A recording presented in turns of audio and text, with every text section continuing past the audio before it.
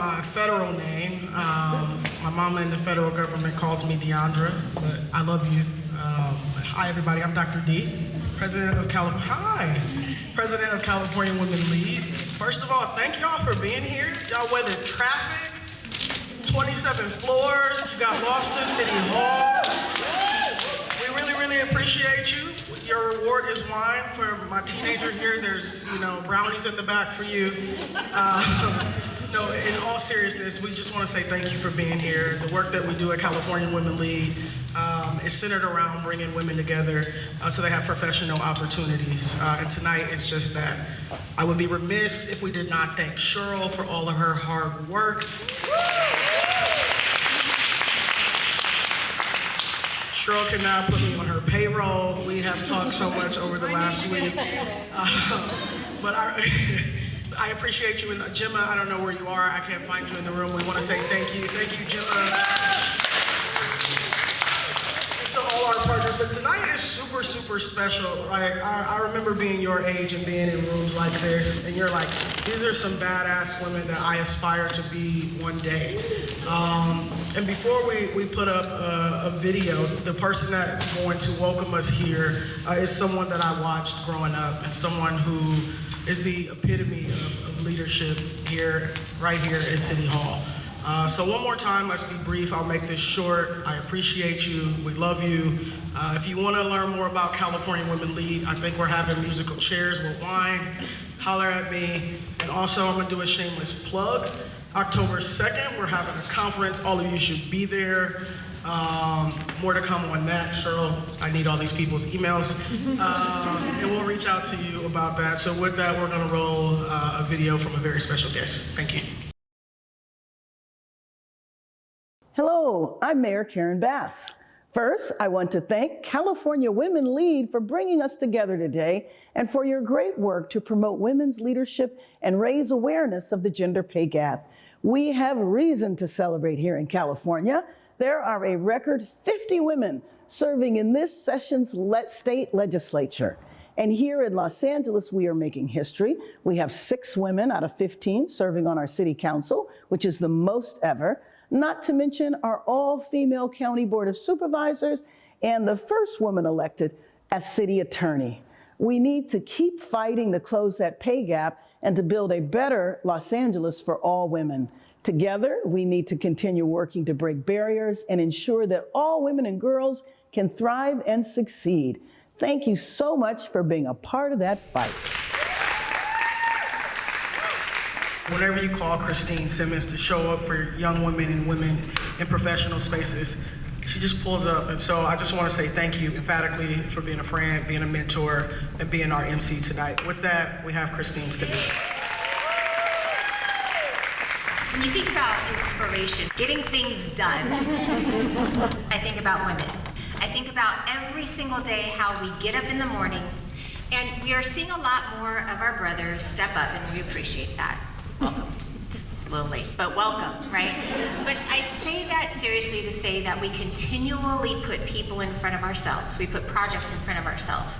And today is about hearing about all these phenomenal women and how they have persevered, how they continue to push through each and every ceiling there is, how we continue to fly over every cliff that they try to push us off, and how we bounce back more fabulous every single time, yes?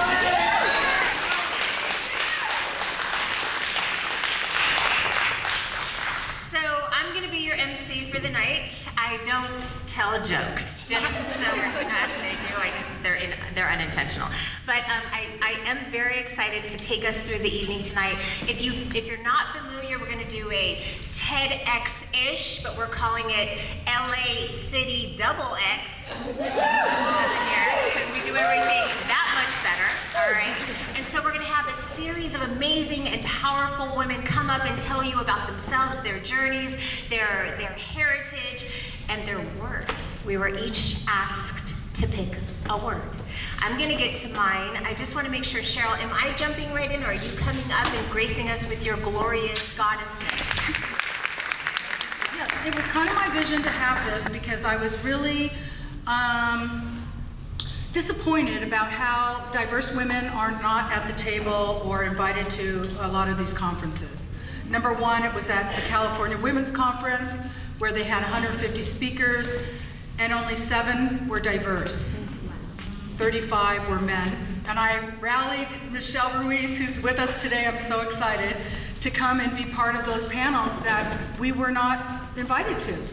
That I was part of UN Women USA Los Angeles and seeing how they treated certain members when asking, oh, you're a Latina? What?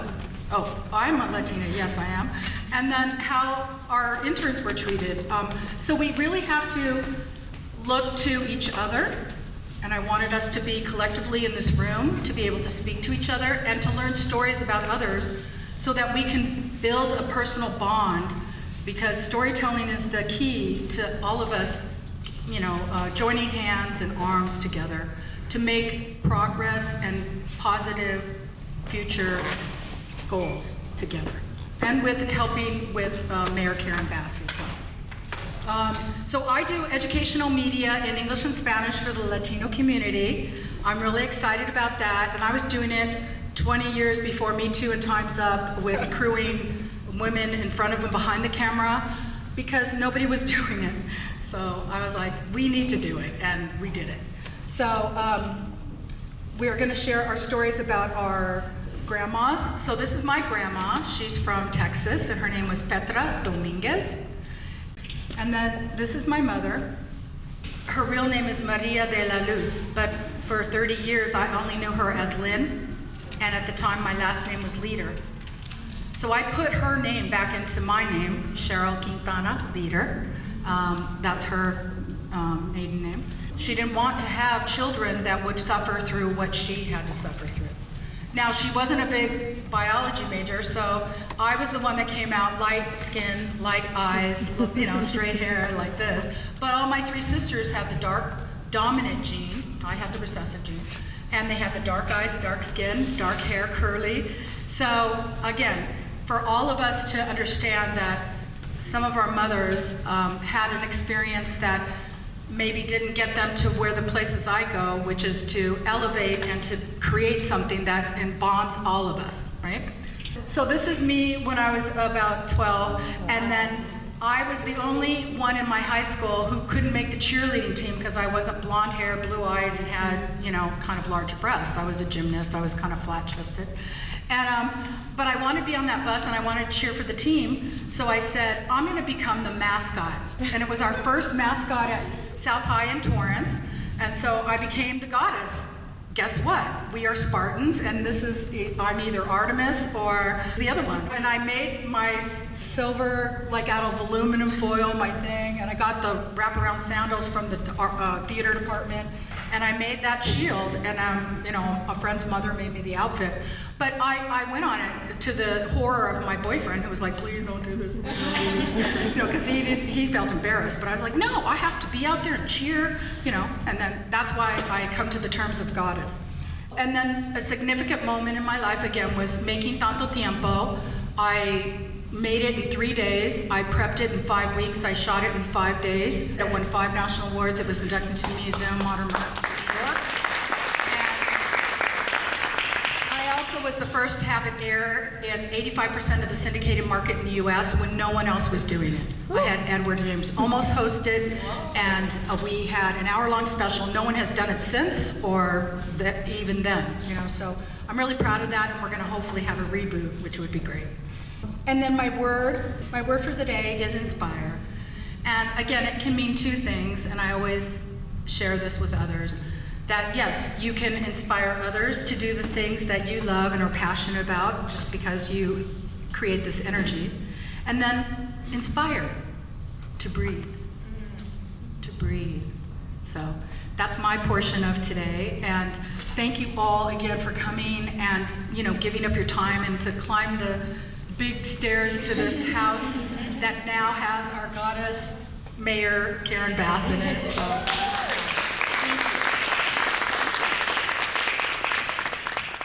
I have the honor to bring up Gemma Busoni. Gemma, come on up. We're so excited to have her. And so as you can see, speakers going to take you through what their pictures are, their meaningful moments in life, and their work. Hello, lovely ladies. Thank you so much for joining us tonight. I'm honestly really excited to have everyone here. I love the LA community. I love this female community that we have, and it's really rare that I think that we get this many different types of women together. We have women in nonprofits, women in tech, entrepreneurs, founders, people in community. There's so many different reasons for us to be here together, and I think it's really a pleasure to get us all under one roof and give us the opportunity to just chat, have wine, hang out. So I'm Gemma Busoni. I'm the founder of DiscoVR Labs. It's an immersive education studio, so that's a fancy way to say VR, AR, simulation training. We work with K through 12, higher learning, companies like Caterpillar Company, so basically like video games for real life. So it's a lot of fun. Awesome. So this is my grandma. My grandma Ruiz Rodriguez. We're from El Salvador. I was raised in El Salvador, born and raised in El Salvador for 4 years, came here, but really I was raised by my grandma and by my mother. I have a really fantastic, awesome single mother, and I have an even fiercer grandma. So this is her. And then this is my mommy. So, my grandma is one of 7 children, and she was the first in her family to go to school and actually get a degree, and she was also the first head nurse in El Salvador for the main hospital in San Salvador. So it really shows the difference that education can make, because my mom will tell me all the time that if it wasn't for my grandma, I'd be selling tomatoes in El Salvador. So thank you, Grandma. And so she really instilled that passion for education, for learning, really that drive to do things. So my mom is very incredible. She and I became citizens last year. They're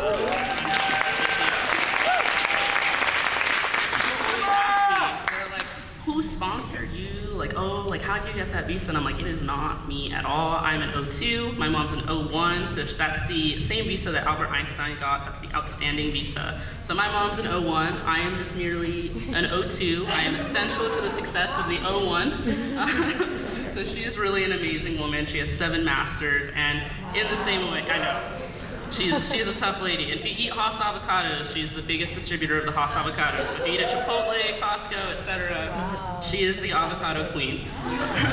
But she was also incredibly supportive of me. So myself and some lovely ladies here went to school here in downtown LA. And we went to USC Harvard High, and we were really fortunate to kind of like, I think we're successful. We made it, but we were in the first class or 2 of Hybrid High, and we were kind of the guinea pigs. And I remember myself, I was really into math, technology, science. I wanted to be in a robotics club. I wanted to have computer science.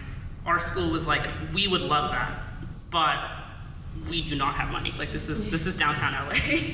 And my mom was completely remiss with that. She was like, that's not gonna happen. We're definitely gonna have a robotics club. So we figured it out. We figured out how to like get funding, like figure out how to beg from the right people. And it may have been tiny, but we had a really tiny little robotics course here. So it was very exciting.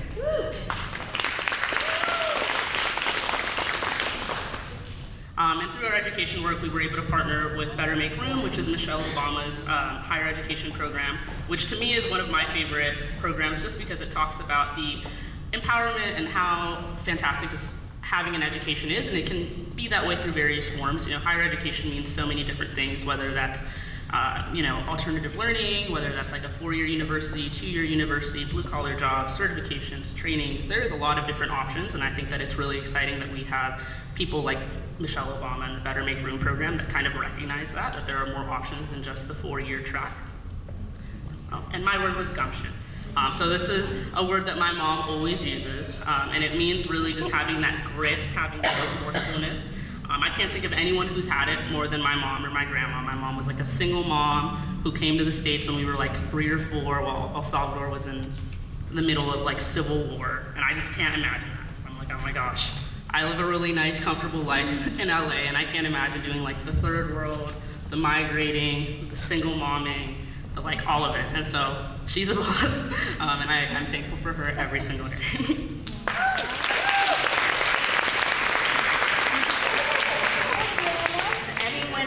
Feel less intelligent now. It's just me. Oh my gosh, what an amazing story. And one of the things that resonated with me is we cheered for you in getting your citizenship, but we're grateful that you're here because of you and your contributions. So thank you. Thank you for choosing us. I don't know, y'all. I don't know if I I choose us lately. I'm just saying. I choose us. I would choose us, though. I would choose us. I have the honor to introduce Dr. Jamie Miller. She is an ambassador of Roots and Vines, the delicious wine. In fact, while she's up here, I'm going to go refill my glass. She's also a dear friend of my girl, Jennifer, and she's a Bruin. Go Bruins! So, hello everyone. Jennifer couldn't be here, but she's definitely the CEO, and Roots and Vine actually is sort of the sister organization of her original business, which was Sister Circle. And that was an amazing, and still amazing program where she started to bring women together and to travel to Africa and to really just be support to one another. And out of that was birthed Roots and Vine. So I'm gonna read some of it, but I'll also try to talk to you, so I'm talking naturally. Before I start, I'll say a little bit about who I am. Dr. Jamie Miller means that I'm a clinical and forensic psychologist. Forensic sounds real fancy. It's not though, it's not. All it means is that my reports can end up in court, and they'll be asking me questions about it. That's all it really means. But back to Jennifer, who is an amazing person, and we're just so grateful that she's brought so many Bruins together, but also other women across the world, seriously. When we do our Zoom, especially during the pandemic, and I have 5 minutes, so, and I see some of our other people back there. We have two other ambassadors back there. We have Dr. Gina and Tweed. Would you guys please stand up real quick? Yeah, these are two other ambassadors, exactly, and they're also Bruins. And we also have back here Diana, who's helping us with serve. Yeah. So I have 5 minutes. So other ambassadors, can you guys keep me on point? We only have 5 minutes. And she has a whole bunch to say here. Okay. So most are familiar with the old world wines of like Italian and France wines, right? We don't really hear a lot about African wines. So one of the beautiful things she was able to do through her traveling was to bring that to us. She also mentions how, people think of Lucille Ball and smashing the grapes, and I Love Lucy, and she wanted to bring something more to America and to California about wines. So she says that South Africa also qualifies as old world wine. And Roots and Vines wine intends to change that image of Lucille Ball being the only person that, brings it to America. And let the world know that Black women in Africa are also a source of the sweet auxiliary and part of cherished global tradition of fine wine making. After organizing trips to Africa for over 15 years, and that's what I was saying about Sister Circle, she began doing that back in UCLA times. Sister Circle hosted a trip to South Africa with UCLA Black Alumni Association, honoring the late UCLA Professor Schenae and Bruin Eric White. Of course someone wants to call me now. Who has not called me in weeks? Okay. That part. Another part about being a woman, right? Click, ignore, block. No, just kidding. I'm kidding. Okay. Travelers fell in love with the native red wine of South Africa, Pinotage, which that is actually my favorite, but I'll get to that later. They learned that most farm workers were Black women.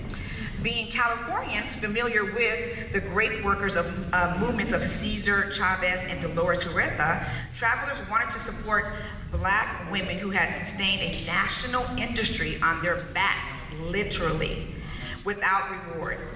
For over 300 years, travelers learned that vineyard owners paid their workers in sludge. Sludge is the very, very bottom of the barrel, and that's what they, for years, were paid with, okay? What that led to, unfortunately, was some of the same things we see in other sort of native lands where people had access to certain, substances.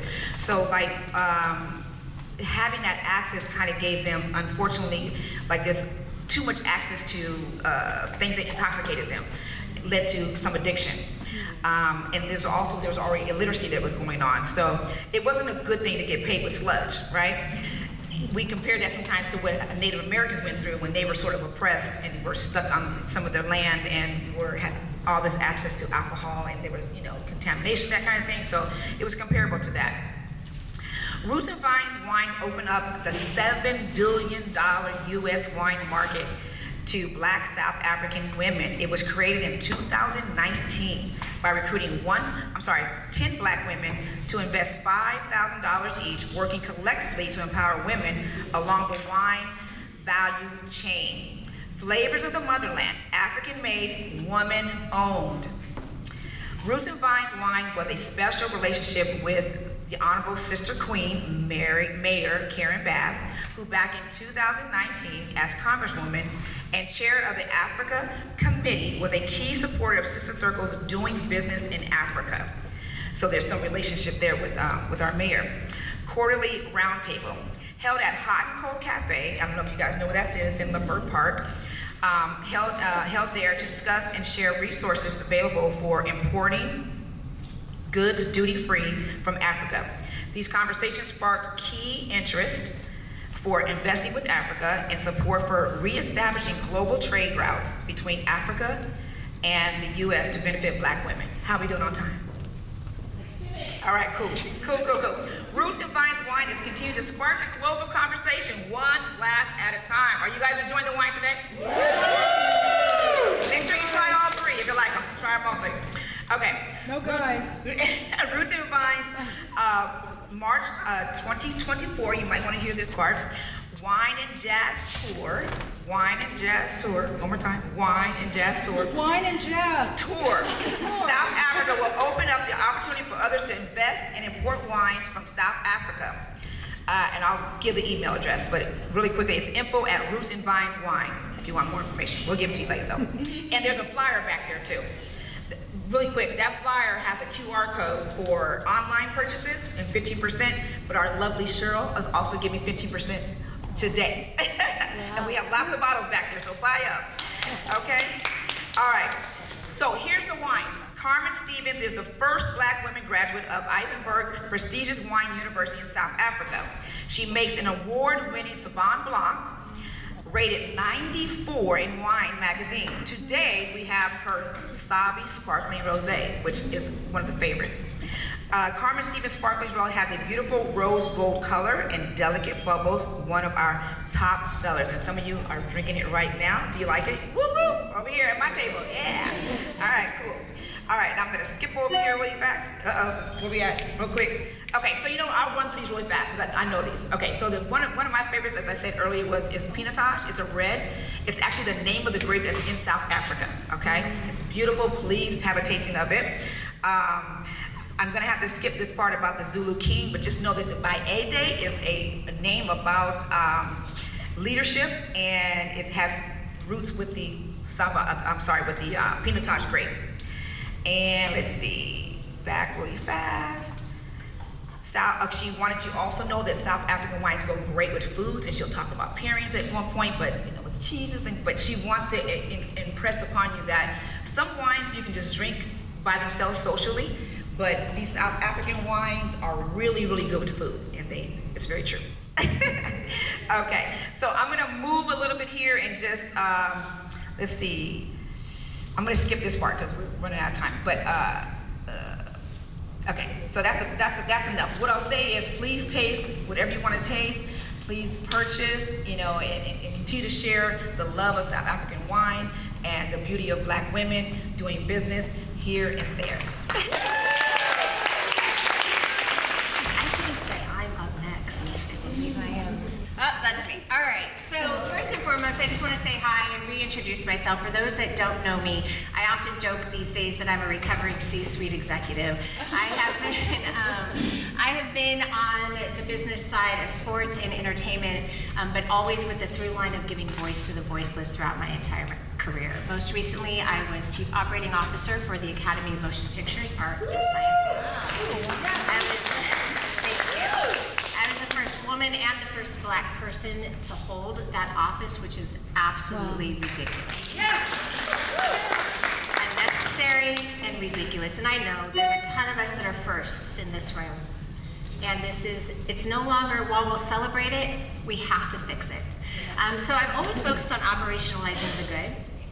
So we're going to start with my mama and my grandmama. So half the time when I was growing up, Grandma D, this is Grandma D, y'all. So when I was growing up, this brown-skinned little girl, I was raised by my mom, single mom, and they would never even guess that I was half white.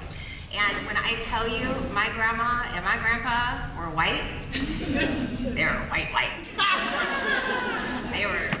They lived in a trailer park in Oregon, and they were white.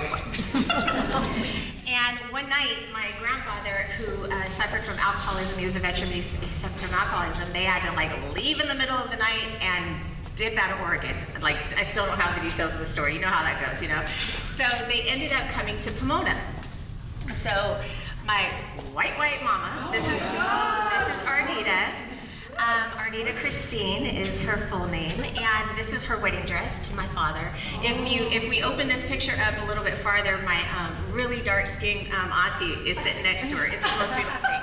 So the story is my dad, who was a former Marine, he's this tall, dark-skinned brother from Pensacola, Florida, our people from Alabama. He also was a former Pomona police officer, and he pulled my mom over to get her number. That's how I got here. That's it. That's the story. That's how I got here. But what I love about our family history is her first husband was Mexican. I have 3 older half-sisters that are Mexican and white, and then she married my dad, had me. My 3 sisters have been married to everything from a conservative white guy, don't know how that happened, to a woman, to a white man who has a Japanese woman as his first wife. And so literally we have everything in my family.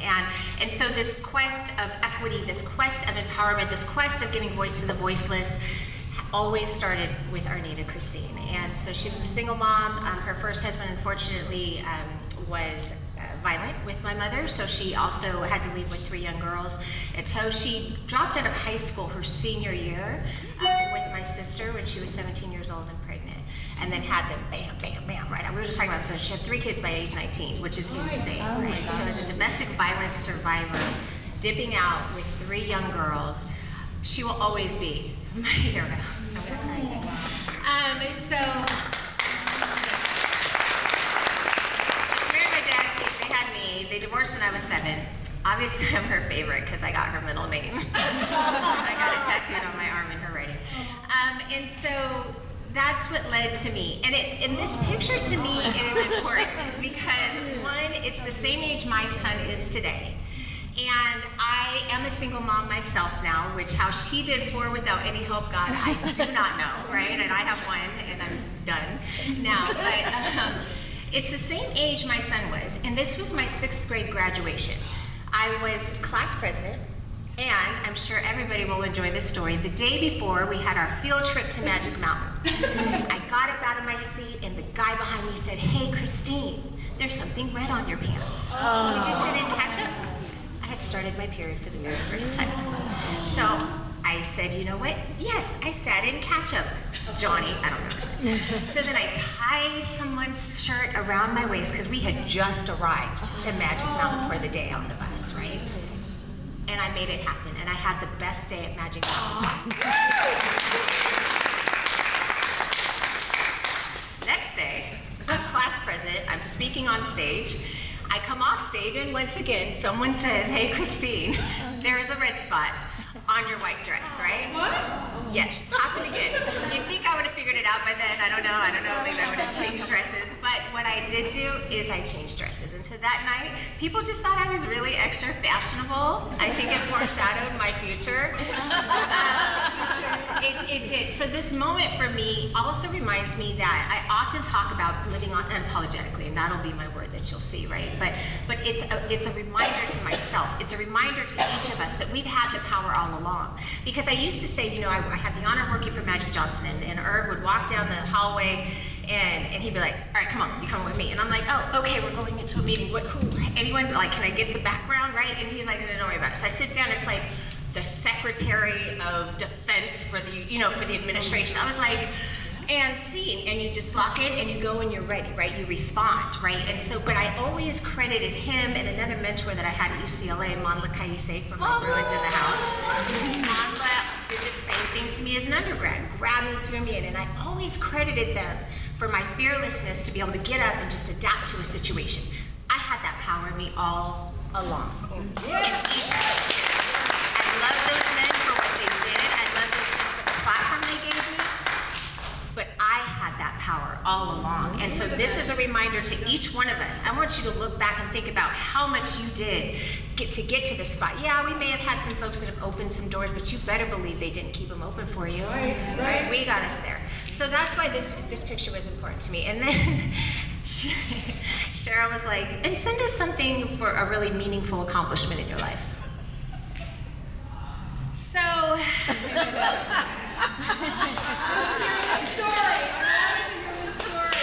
So I had previously won a major award, an award that men's teams win on the business side of things. I had won this award. I was notified I won this award. And then I was told that I shouldn't accept it, that it would look like I was self-promoting myself, that I hadn't earned it yet. And so I declined the award. Fast forward a couple years, Ebony Power 100 reached out. And I made the list of Ebony Power 100 on the athletes page, right? It was crazy. And I actually was told the same thing again. Wow. This was my response.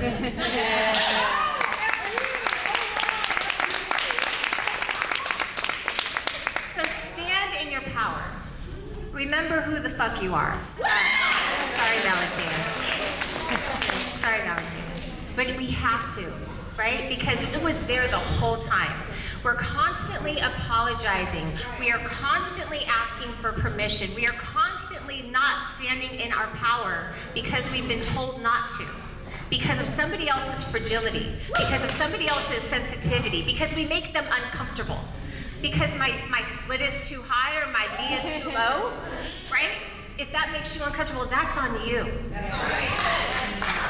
If my brilliance and my accomplishments in my career are too magical and impactful for you, that's on you. That doesn't mean I won't continue to pour into you. That doesn't mean I don't put my every single heart, soul, and being into everything we do. That's what we do as women. It doesn't matter if we are working for somebody, if we're a customer service rep, if we're a manager, if we're a C-suite, it doesn't matter. We throw everything we have in it as if it was ours, right? So we're gonna do that regardless, but if I sprinkle a little magic on it, you're welcome. You're welcome. And so for so many years of my life, I have constantly been apologizing. I have been constantly asking for permission. I have been constantly giving someone else credit for my power, what I did. And now I want you all to take each one of those moments back because you had it all along. So focus on living unapologetically. Yeah.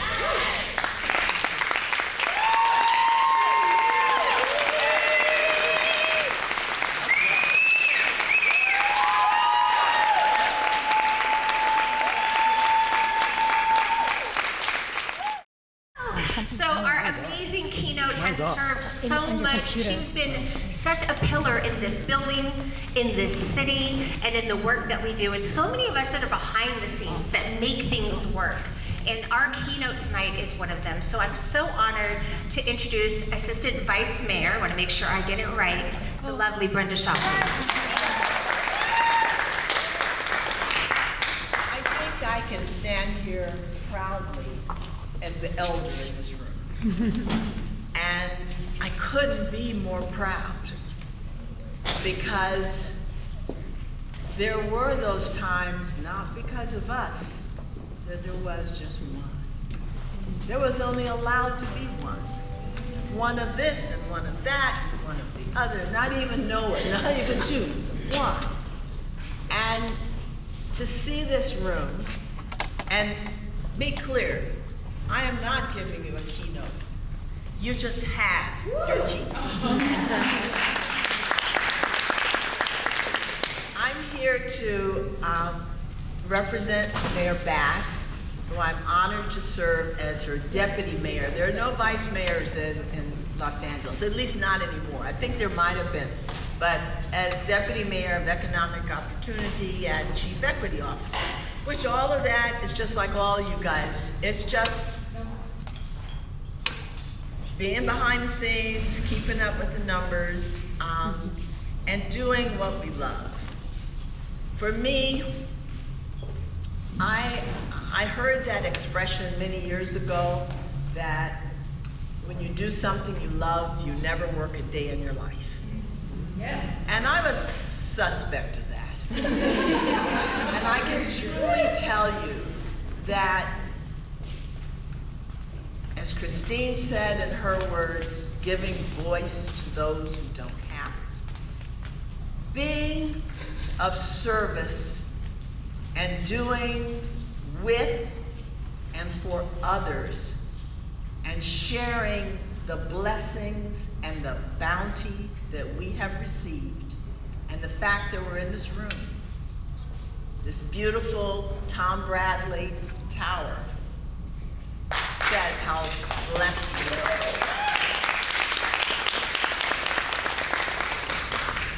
There is nothing like it. There's nothing like the enthusiasm and the energy and the feel.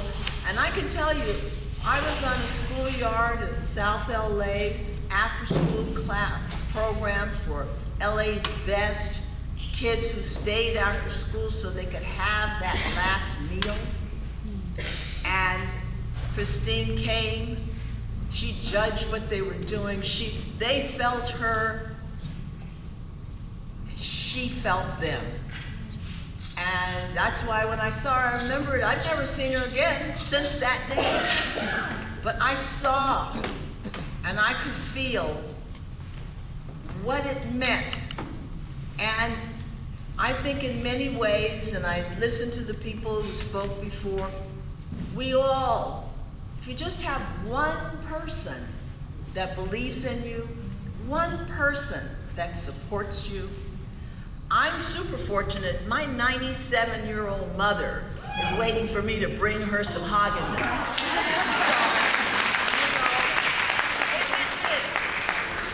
So, but what you're doing here, giving and sharing, listening and hearing, and most of all, being who you are, unapologetically. And without going on more, I just want to take one moment to give a nod, because God knows after 76 years, I could give you some stories. So I won't keep you here all night. But I do want us all to take a moment and give a nod to Gloria Molina.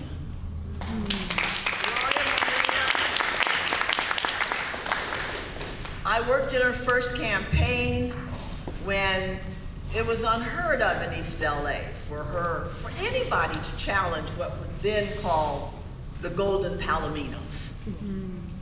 And a bunch of women came together. Somebody said, go here and you can get a suit. And go here, they'll do your hair. Do this, do that. And we had to raise, in those, to show you how long ago it was like less than $5,000, but that was to prove she was serious, and that was to prove to Willie Brown she could be strong, and it didn't automatically go to a woman. So when I opened the paper a week and a half or so ago, and I saw Gloria's open goodbye to all of us, I thought, she taught us how to live. She's teaching us how to face the future. And what she did changed her life, but it changed untold lives of others who just by seeing her, you, me, you know they can do it. Know it belongs to them. And so I say thank you. I want some wine, talk, and I just want to say keep doing it. Yeah. And thank you.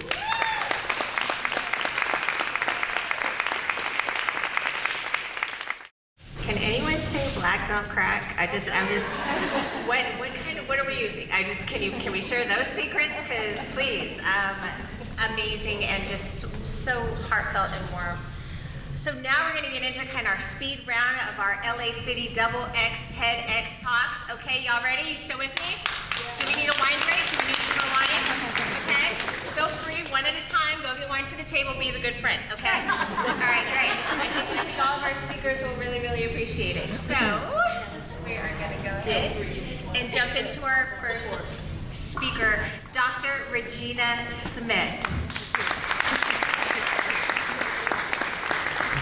Hello, everyone. How are you guys doing today? How are you goddesses doing today? This is me. I'm Dr. Regina Smith. I am a commissioner for women appointed by Supervisor Holly Mitchell. I have the honor and pleasure of being the vice president of the Commission for Women, and it's very exciting. I've navigated as a treasurer, chair of policy committee, chair of this year's Women of the Year that had the opportunity to raise thousands of money to support women and girls scholarships, and so really excited about this. As I navigate through my life and I reflect, I just want to thank Cheryl for giving me the opportunity to be here today. She asked me to just give a little talk about my life and my experience, and I'm going to try to do it in a few minutes. But my inspiration here, this is my mom, and I brought her with me.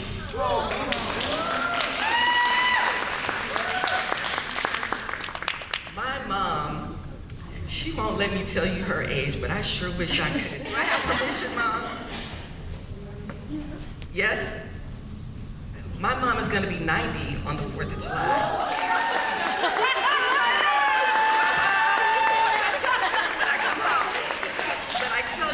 Because my mom is a survivor. My mom has had 7 heart surgeries. She currently has 2 brain aneurysms that are inoperable. So we're just walking on, yes, eggs. And so my mother, and I don't have any sisters. I'll tell you my story. It is my mom's strength, her courage, her hopes, her dreams, her sacrifices, and her resiliency that has allowed me to become the woman that I am today.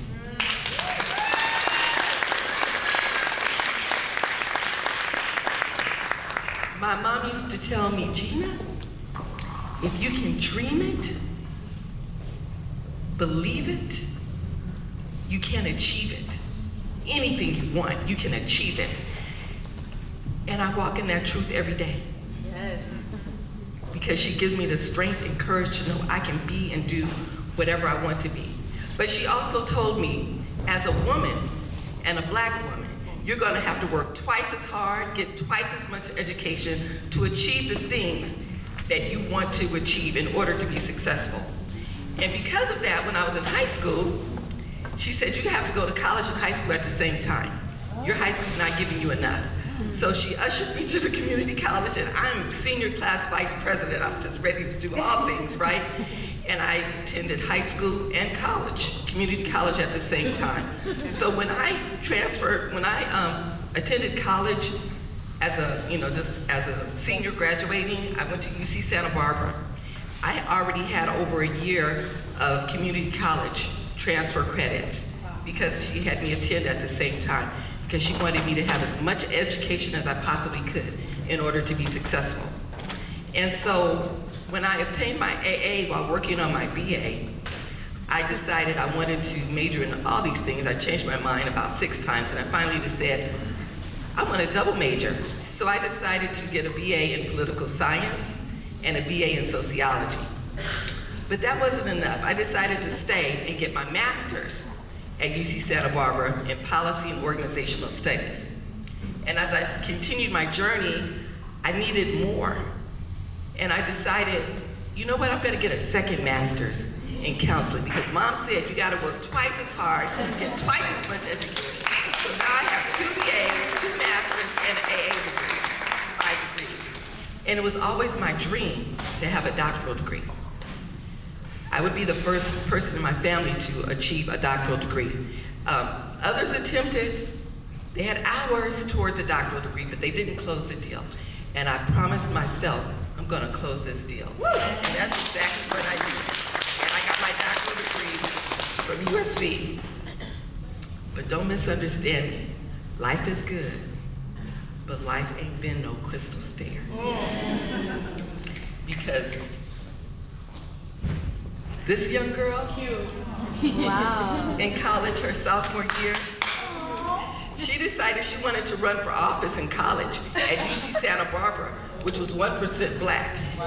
And well, during that era, I wish I could say that racism, sexism, all those isms didn't exist, but they did. So when I submitted my form to run,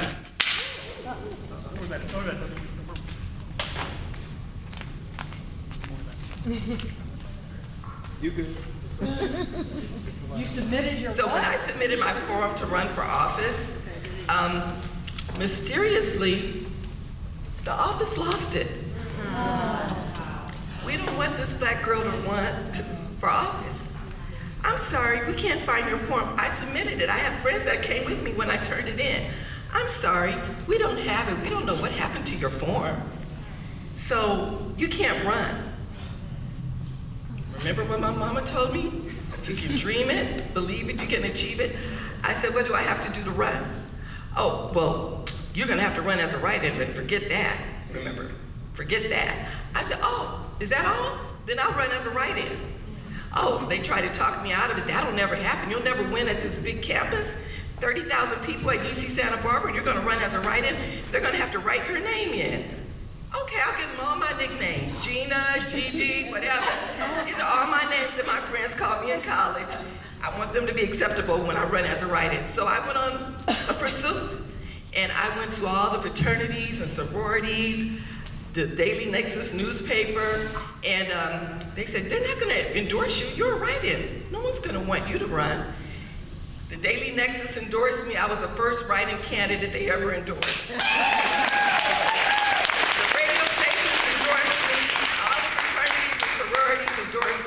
To make a long story short, I won. And I was the first black African American to run as a write-in ever in the history of UC Santa Barbara. Wow. So that was my first lesson and experience of what I was going to be up against. Because life for me ain't been a crystal stair. My boyfriend in college was driving the day before Valentine's. He was on his way to a party. And he was killed by a drunk driver. And he had just sent me a Valentine's Day card that arrived on Valentine's Day. And so I'm waiting for him to pick me up so we can go out to dinner and have fun at my mom's house. And I get a call that he was killed in a car accident. And I'm opening up this card that he just sent me the day I find out that he was killed. That was incomprehensible to me. This young girl. Really? I can't imagine that. And then as I continued in my journey in life, my husband was diagnosed with colon cancer in his 30s. And he died. And that, to me, was devastating. I can't believe I've lost a boyfriend who was killed by a drunk driver, my husband who, died of colon cancer in his 30s, young, healthy. And as I'm continuing my journey, I'm the youngest of the family. I lose both my brothers. And that just about took my breath away. Like, wow, really? And my mother, who's been married over 60 years to my father, was misdiagnosed for cancer. And I just thought, this is unimaginable. But that led to my passion. As you see here is the American Cancer Society, and that's me in the middle with HOPE on my shirt. I had the honor and pleasure to become the chair of the American Cancer Society for 2 years for the LA area, for the whole Los Angeles County, Baldwin Hills Relay Life. And I fought because I wanted to turn my experiences that I had into something positive. So I became quite resilient. I bounced back. I used my losses to empower me. I used my losses to embolden me. I used my losses to be a servant leader and give back to others because I didn't want other people to not be knowledgeable and informed about cancer. So I talked to men, women, children, adults about cancer prevention and what they needed to do. I talked to caregivers, how to support them, how to be a caregiver, how to access resources, because I wanted to use my experience for good. So I became the servant leader using my master's of counseling to help people and support people and the whole community so that they would know that there are opportunities available and people care. I was not going to be the victim. I was going to be the victor.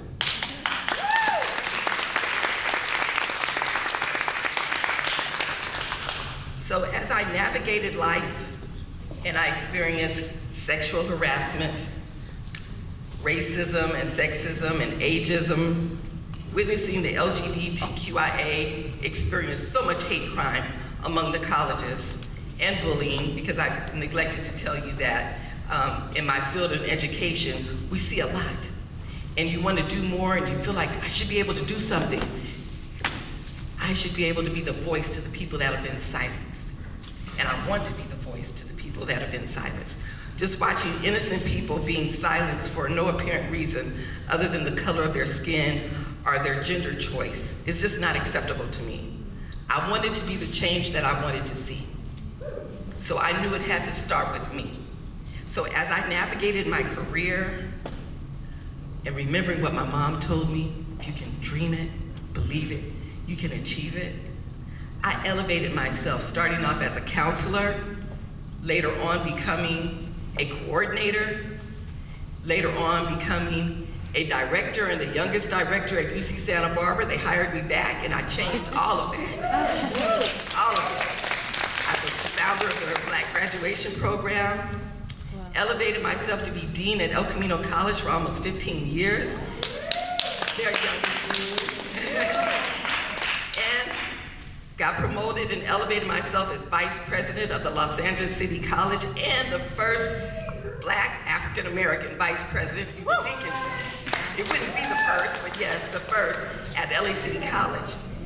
And I was blessed to be able to elevate myself to become the senior consultant for the Los Angeles Community College District, reporting directly to the chancellor. I'm his senior advisor on race, equity, and social justice. I used my position to become the change that I wanted to see. So I wanted change. I wanted it to be about all cultures, multiculturals, every color, everybody. I wanted to support all gender diversities. So what did I do? I created a multicultural gender diversity center because I wanted to be the change I wanted to see. I wanted a center that supported all women, men, all genders. And that became a role model for the entire LA district. Now, other groups or other colleges were creating gender diversity centers and other colleges were creating multicultural centers. I wanted to be the change I wanted to see, so I didn't see it, so I had to create it. I wanted a Emotion program to support students, so I created the Emotion program. I wanted to be the change that I wanted to see. I wanted a first-year experience program for all students. They didn't have one. I created it. I wanted to be the change that I wanted to see. So, I wanted to create things that didn't exist before. I created the change that I wanted to see. So I say this to say to you, when life gets tough, as I promise you it will, as we navigate through our sorrow and our grief, our loss, trials and tribulations, I dare you to be resilient and take the pain and turn it into strength to embolden you and empower you, uplift you, and create the change that you want to see. Thank you. Give it up for Dr. D one more time.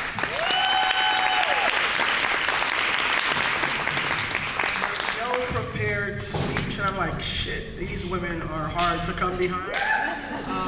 And that doesn't happen very often. I'm gonna leave today super, super, super inspired.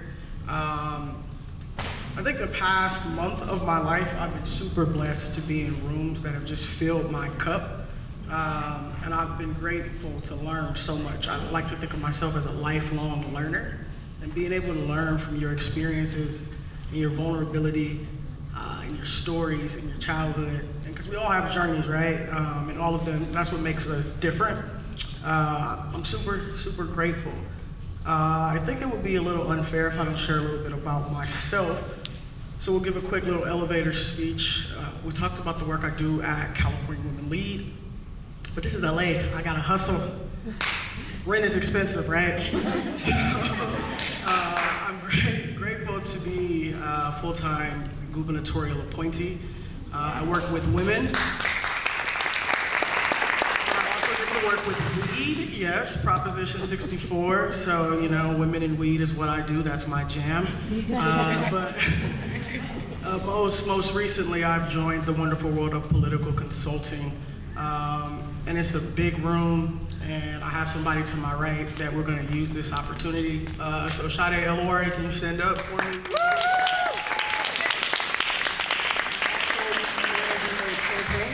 Running for assembly, but all of the work that I do intersects with women, with social justice, and impact in the Black and brown community. So this room speaks to what I do and who I am. So thank you for allowing me to be here. I'm blaming Schenae, which is partly why I had her stand up, as we have to get her to her next place. But if you want to support Schenae, at Schenae Elwari on Instagram, you can find me. I don't think I have a slide because I wasn't supposed to be here, but I'll give you my cell phone number. I'm a millennial. My phone is always attached to my hand, 323-365-0009. Just say, you know, I'm probably gonna say who this, and you'll say me. We're at City Hall, we'll have coffee, we'll have drinks, we'll have dinner, and if we really like each other, we'll do it all on the same day. I appreciate you all. Thank you. I get to welcome Janice Jimenez, and she is president of the Filipino Chamber of Commerce. Please. Hi guys, how are you feeling today? Can you just feel the energy over here? My goodness. A lot of powerful women in here, and I just want to like close my eyes. Come on, close your eyes with me. And inhale.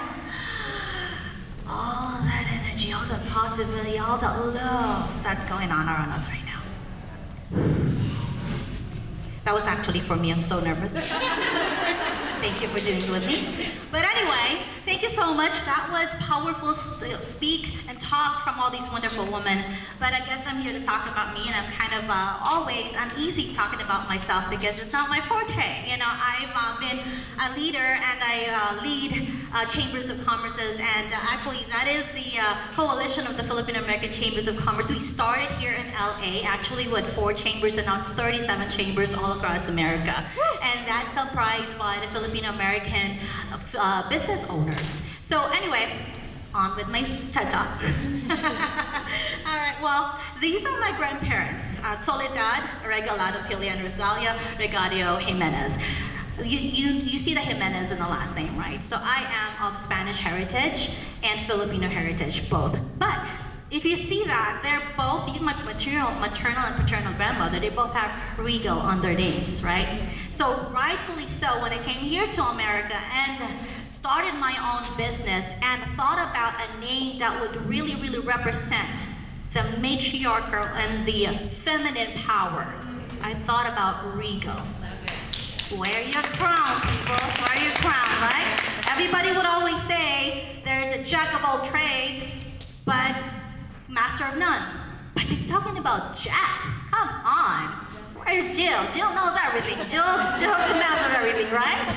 Mom would always jokingly say, when I had her became a keynote speaker last year when it was the 16th anniversary of Regal Real Estate and Financial Services, which I own, she told me that Janice has always been a fighter even before she was born. You believe that? What happened was she wasn't ready for me. She was becoming a nurse. Her life was just starting. She was young. She met my fabulous, handsome father, and of course, everything went downhill from there in her eyes, right? And so she said, I didn't want you, right?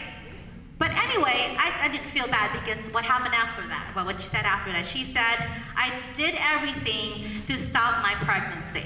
But she said, by dear God, you held on to your dear life. And all I did was pray to God, you come in one piece because of everything I did. I just hope you come in one piece and be normal. And she says, and I got the greatest gift of a lifetime. Oh. So anyway, here I am today, and she said that I'm also the one that's always been her role model as well, because now she's also a businesswoman. She runs a beauty spa with me in Carson, California as well. So, and she was also the reason why I'm here today. And I forgot to tell you, when I was having a conversation with Cheryl, she says, talk about your mom. I said, my mom is my honest mirror. She would always tell me if something was wrong, if you didn't look right, and if you have to go right around and change your dress, or you said something wrong to somebody. She was always critical of me, but in a loving way that made me who I am here today. And I think you should also listen to your parents too, just as Dr. Smith was listening to her parents, just as everybody else was telling how their mom was very instrumental to their mindset, which is the actual root of everything that's going to happen to you for the rest of your life, right? So now here is my defining moment. My slides are all kind of topsy-turvy. So anyway, defining moment was in 2020, I was actually the Woman of the Year of the 64th District, awarded by none other than Assembly Member Mike Gibson. And it came to such a surprise that I didn't really expect anything, because I said this award wasn't for me. It was because of the chamber that I run, all the work that everybody else did. It wasn't just me. People, we cannot do things by ourselves. We need a tribe. We need a group of people that think like us, that would work like us, and have attained and values and goals just like we do. We need to surround ourselves with the people that are just like us, right? And let go of all the negative people, the naysayers, the people that let you down, and just come back and thank them later. Yes? Yes? And my word is faith. And here's where I have to kind of pause a little bit, because it always breaks me down. And here I go again, to talk about this. So I told you guys I was a fighter before I was born. And I've always been a leader. I grew up in school, always a leader, always the president, always the student leader, always the mentor. Coming in here, I graduated in a dean's list, and of course, because I'm a Filipino, I had to be a nurse, right? It's okay, it's all good. Because for 19 years, I was an RN. I actually am retired already because I decided to run my own business full time. But a few years ago, my son, he had a seizure. And because I was a trained emergency room nurse, it was just my body that did a CPR, and he came back to life. So I told God, I said, I know that in my heart I wasn't meant to be a nurse, but I did it anyway for 19 years. And if you only trained me for just one day of my life to save my own son, I will do it all over again. So my message to you is, there's always a reason why we have turns and directional arrows, I say, in our lives, right? We meet somebody, we do this way, meet somebody, we do that way. Because there's always a reason. And here's one big reason, and I want to really talk about today. Coming back to being a strong person, coming back to being a fighter, coming back to being the achiever. I was married to somebody who abused me. So one day, I was in prison in my house. I couldn't go anywhere. It was already, where it was getting really bad. I would make holes in my walls with my head at this point in time. And nobody knew, because I was still working as a nurse. I would dress up. I'd be all, I'd be the charge nurse for the night, right? And here I am admitting people, admitting patients, admitting women, and telling them you need to report it if this person is hurting you. And yet, who was the person I couldn't report? Myself. I would all crying. I would go home just devastated because I can't. And the only place I could go was to work at that time. So one day I went to church, And then I had my head down and I didn't know what to do. It was just, I had reached the end of it, and I said, I don't know what to do. So I went to church. I don't know why I went to the rectory. I just sat there, and a priest came to me, and he talked to me. And I told him what I was going through. I don't think I saw his face or asked his name, but everything that he told me, it was just a blur, except he says, my child, you are amidst a stormy sea. I need you to stop fighting and let the tides take you to the shore. And I didn't know what that meant. I really didn't know what that meant. I was just crying, and I went home. And that same night, turbulent storms came into my house. I almost died. I took my daughter to her room, shut her door, and I said, don't come out until I come and get you.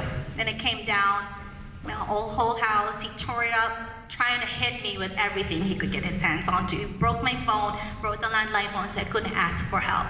And then I was on the wall with his hands around my neck.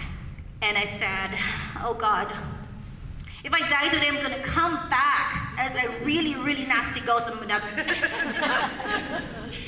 Anyway, let's not do that. But anyway, you know when that happens, everything gets dark, right? But then I heard it again. My child, you are in a stormy sea. Stop fighting and let the tides take you to shore.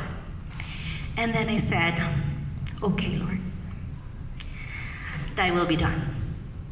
And then that same moment when I was about to pass out, there was a loud knocking on my door. There were cops in my door. Wow. I don't know who called. I had no way to call for help. And then he hid in the bathroom, and then long story short, that ended that night. And that was the meaning of what that priest said to me.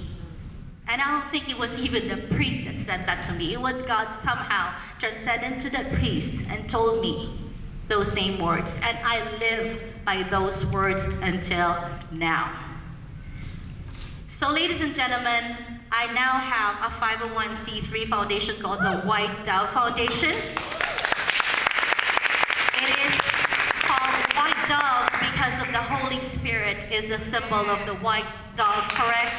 But the dove means domestic oppression and violence to end. Yes. So that is why I'm standing in front of you today telling the story I do not ever want to tell anybody, but I owe it to the world. And you guys, please, take that little faith you have in yourself, faith in you and faith in God, because by faith, everything is possible. My book in Amazon is out. It was a chapter of that is my story, and my book, Faith It, and You'll Make It, will be out soon at the end of this year. It will have more of that story of my fight, my journey, my battle. They aren't pretty, but I want to tell the world that faith rules the world. Faith makes the world turn around. Thank you so much.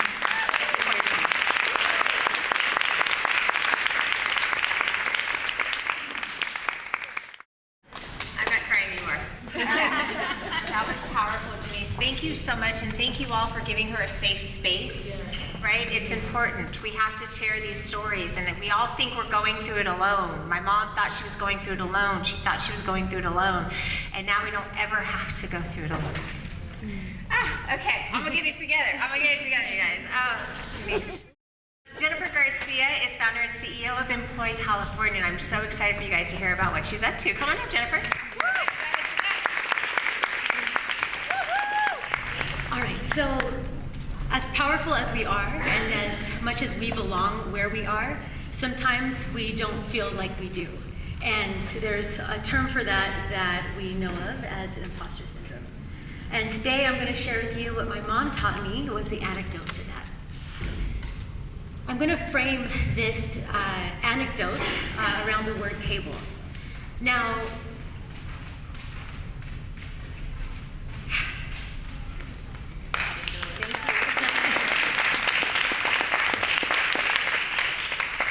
some of the most challenging and precious moments happen to us at a table.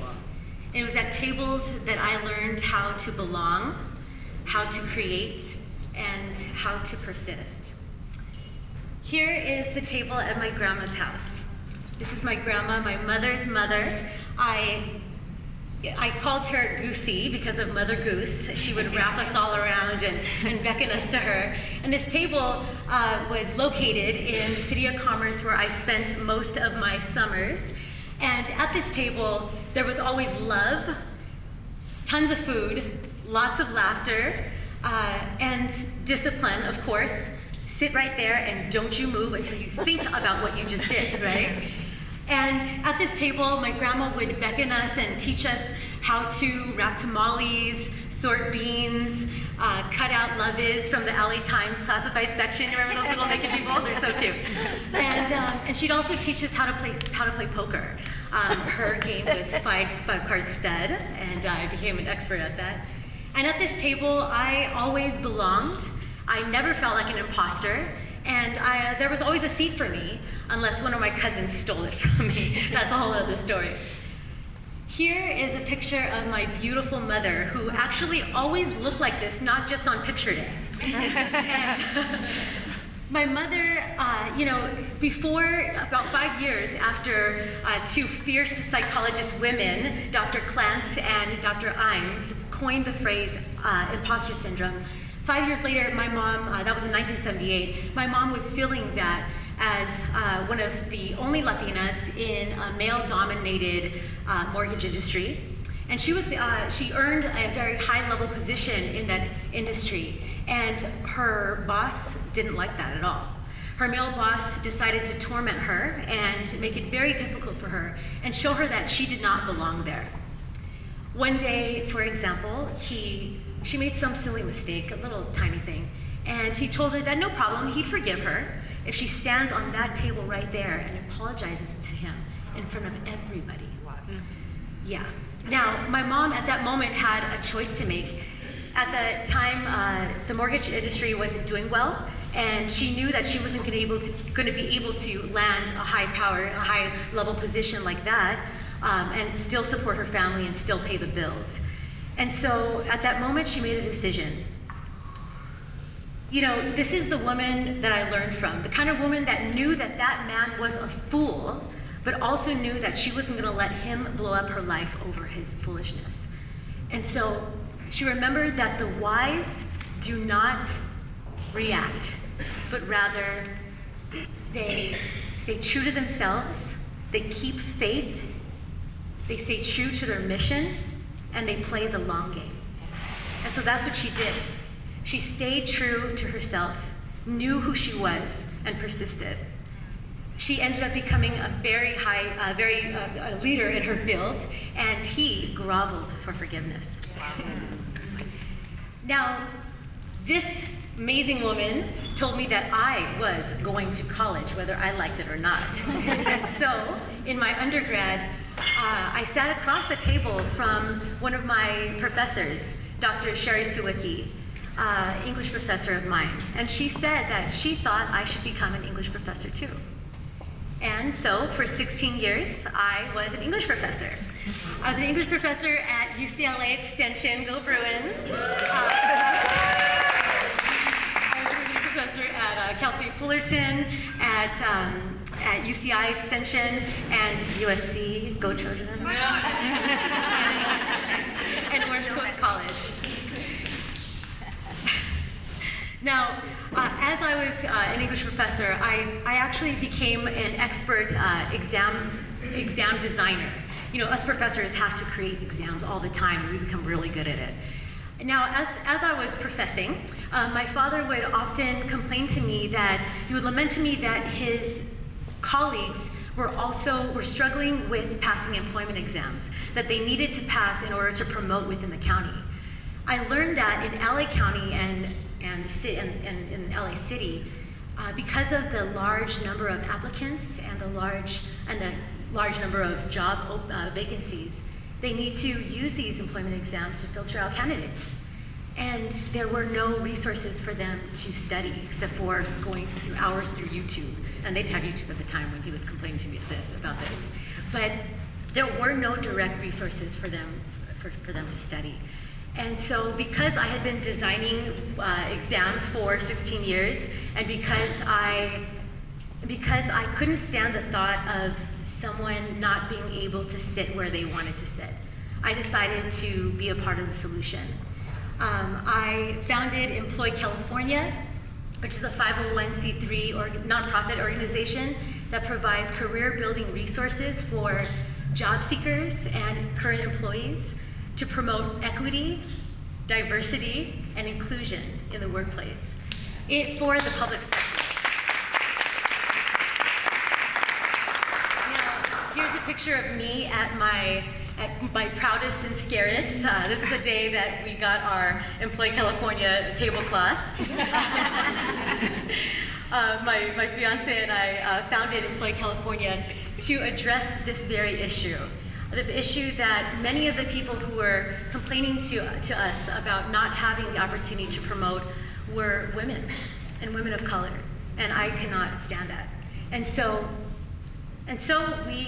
now my team and I, we create resources, employment exam workshops so that they can pass the test and they can promote and also bring up their entire families with them and show their kids what it's like to promote and the pride that it brings, the economic opportunity that it brings. Once they get there, we have workshops that also help them thrive in their career that they're in. And now at this table, I hear people complaining about 5, 10, 15 years being stuck in certain positions because they weren't able to promote. And now they're saying, where were you all this time? Well, we're here, We're here, and we're here to help people promote. We're here to help the public sector because those who are serving in the public sector are angels. They're angels and they're serving all of us. And so they also deserve to promote and to thrive in their careers. And so my charge to all of us is no matter what happens to us, you know very well who you are. You know very well who you are.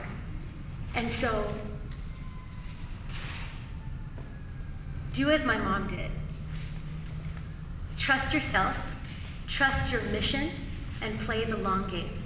Because if they don't believe you now, they will believe you later. That's for sure.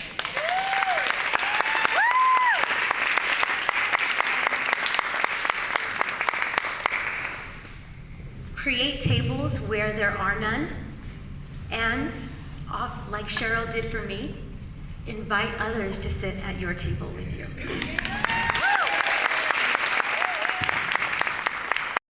Love it. I mean, think about all the tables we've sat around from childhood. I remember my auntie was like, you can't have nothing to drink until you eat that food, right? Early lesson. But that being said, we are creating tables and then we're inviting them in. And I think that's what's a little unique and different about who we are and how we show up, right? We know that we can build our own table and prosper, but we know that we're not winning unless there's a bunch of us around there anymore. So thank you, Jennifer. Thank you for what you're doing. It's amazing. And for what your mom did. Okay, up next, we have the amazing Miss Michelle Ruiz. Hello, everyone. Goddesses, pardon me. Hello, goddesses. Goddesses indeed. So, there's a lot to the fabric of my story, and clearly I'm not alone listening to all the speakers we've had tonight. But there's certainly one thing that we all have in common, and that's adversity and how that made us stronger, better, etc. So I'm just going to give you very high-level details about my childhood and kind of get you to where my focus is today, which is I was raised by a single mom from Panama. My grandparents died before I was born, so I don't have pictures with grandparents. Just is what it is. And had a lot of economic instability, being evicted, not enough food. My babysitting money at 13 was used to buy food, you know, all this kind of stuff. So my mother was one of 6 brothers, so she was the only girl. And she grew up at a time when boys were expected to go to college, girls were not, and they were expected to get married and you know, be a wife and a mother, etc. Well, that wasn't her story. She was the only one who was not educated in her family. All her brothers went on to be doctors, architects, engineers. She had no college education. She came to the United States because she was working as a Panamanian civilian in the Panama Canal Zone. And in the 60s, they had a program where if you were a Panamanian citizen supporting the US government, you could come on a visa to the United States, and that's how she came. So she struggled, and consequently, you know, she had menial jobs, and hence why a lot of the economic uncertainty in my childhood. But the one thing she constantly said to me was, you need to go to college, you need to go and get an education, because an education is the greatest equalizer, and clearly she saw how she suffered because she didn't have one.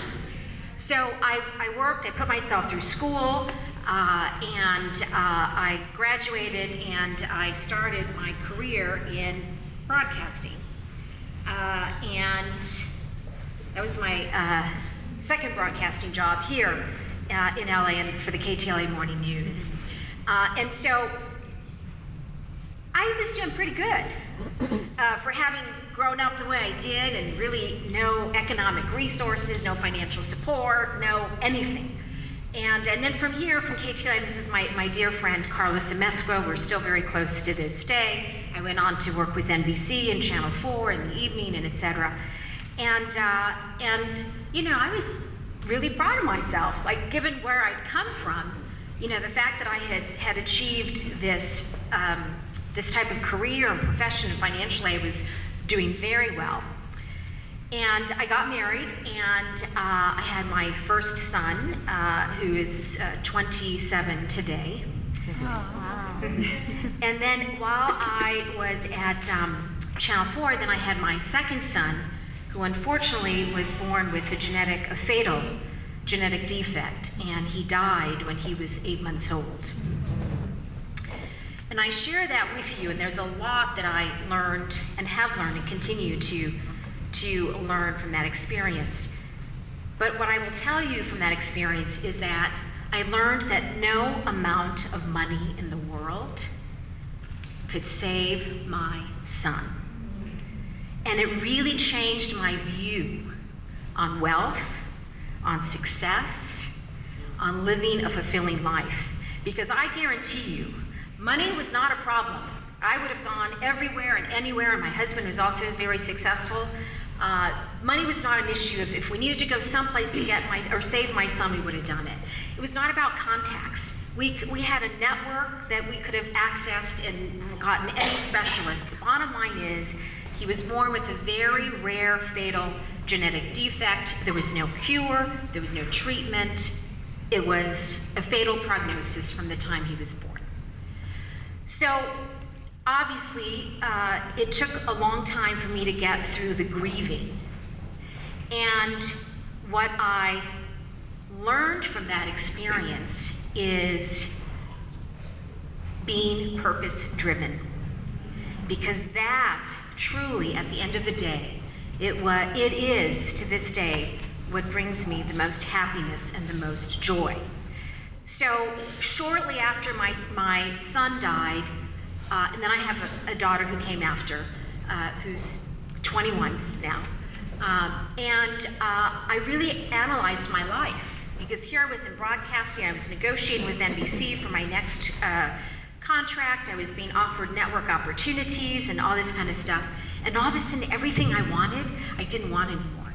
Because the more advanced I got, the more away I would be from my kids and my family. And after having lost a child, that was like the last thing I wanted. So I was at this inflection point in my life, and I happened to have an idea for a Hispanic media company in the how-to aspirational space. And I shared the idea with some angel investors, 2 brothers. I was still a news anchor. I didn't know anything about business. But I met with them for lunch, I was introduced to them, and no business plan. I had nothing, pro formas, financials, nothing.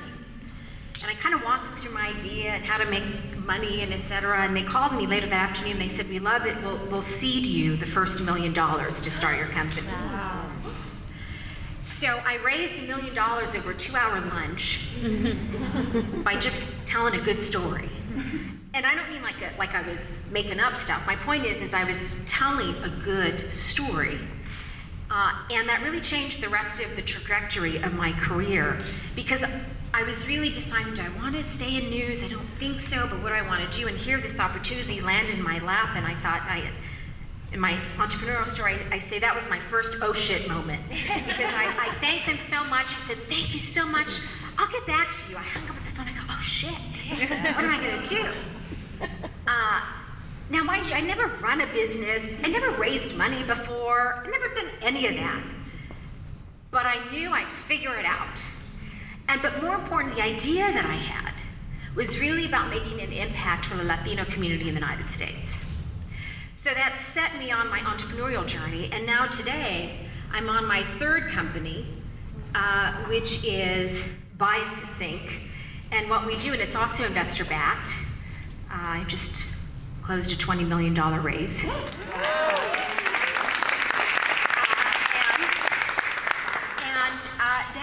What we do is we focus on mitigating the impact of unconscious bias, implicit bias in organizations to lead to more inclusion, more equity, and more equitable outcomes. And we're proprietary, we're evidence-based, science-based. If you'd have asked me 5 years ago, did I see myself as a Latina in tech, I would have said, what planet have you found? But I go marching down the hall in my offices where my engineers are, and I look at their screens, it might as well be gibberish to me. And I'll say, just tell me what this does. And they'll explain to me what all the code and all the stuff that's on their screens, and then I go to my CTO and I say, okay, what does all that do? And he explains to me, like, okay, I'm good. And the point being is, I don't know jack shit about engineering, but I know how to hire the right people and put teams together. And the point is I know how I'm gonna figure it out. Yes. And so with that, and I love this company, I actually conceived the concept of the company in a meditation that I had. And I knew I would come up with an idea for a company that would impact millions and millions of people. And today our clients are like the White House and NASA and Department of Defense and PepsiCo and Toyota. And, I think we closed Orlando Magic today, so we're now in the NBA. And others. Canada. Weren't you just in Canada? Yes, I was just in Canada, thank you. Yes, we have some Canadian companies as well. But I love this company because we're changing outcomes for people in workplaces. And when you change outcomes for people who are typically disenfranchised, women, people of color, disabled, LGBTQ, et cetera, you're not just changing their economic outcome.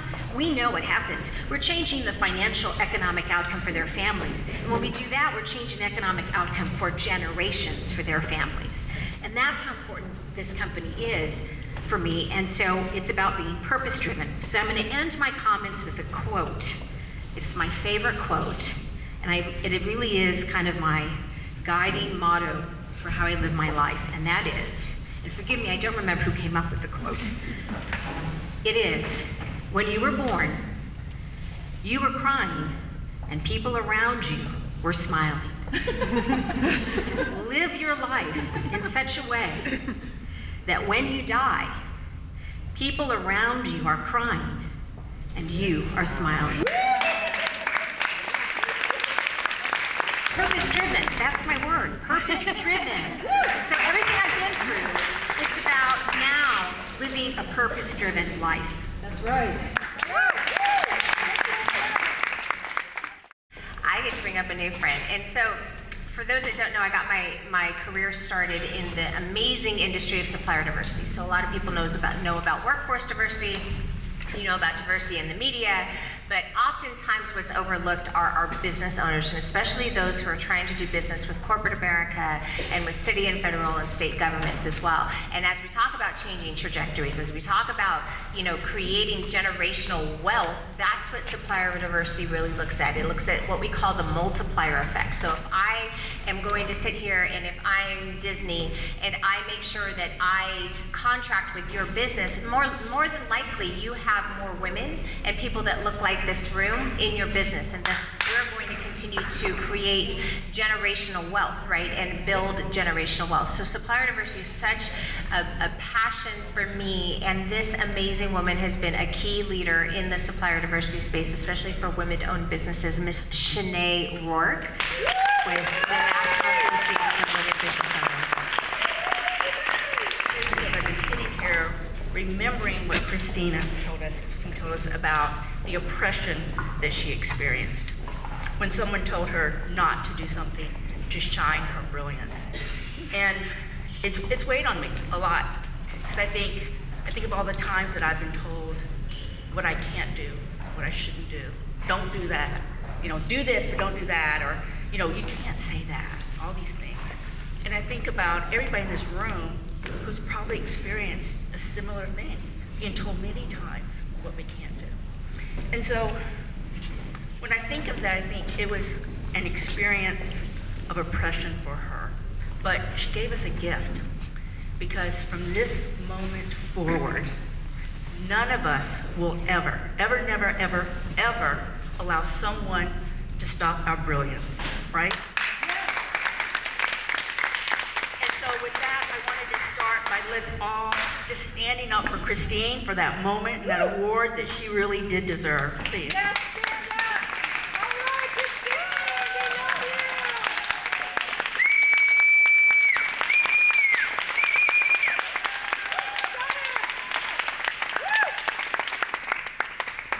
Has always been supportive of women, people of color, and just continue to shine in your brilliance. You are the shizzle. So I'm going to start my X with FTFADIA, which is feel the fear and do it anyway. Yes. Yes. I actually started my business after going through a divorce. And the push was what I needed to move forward, to really get out of that funk.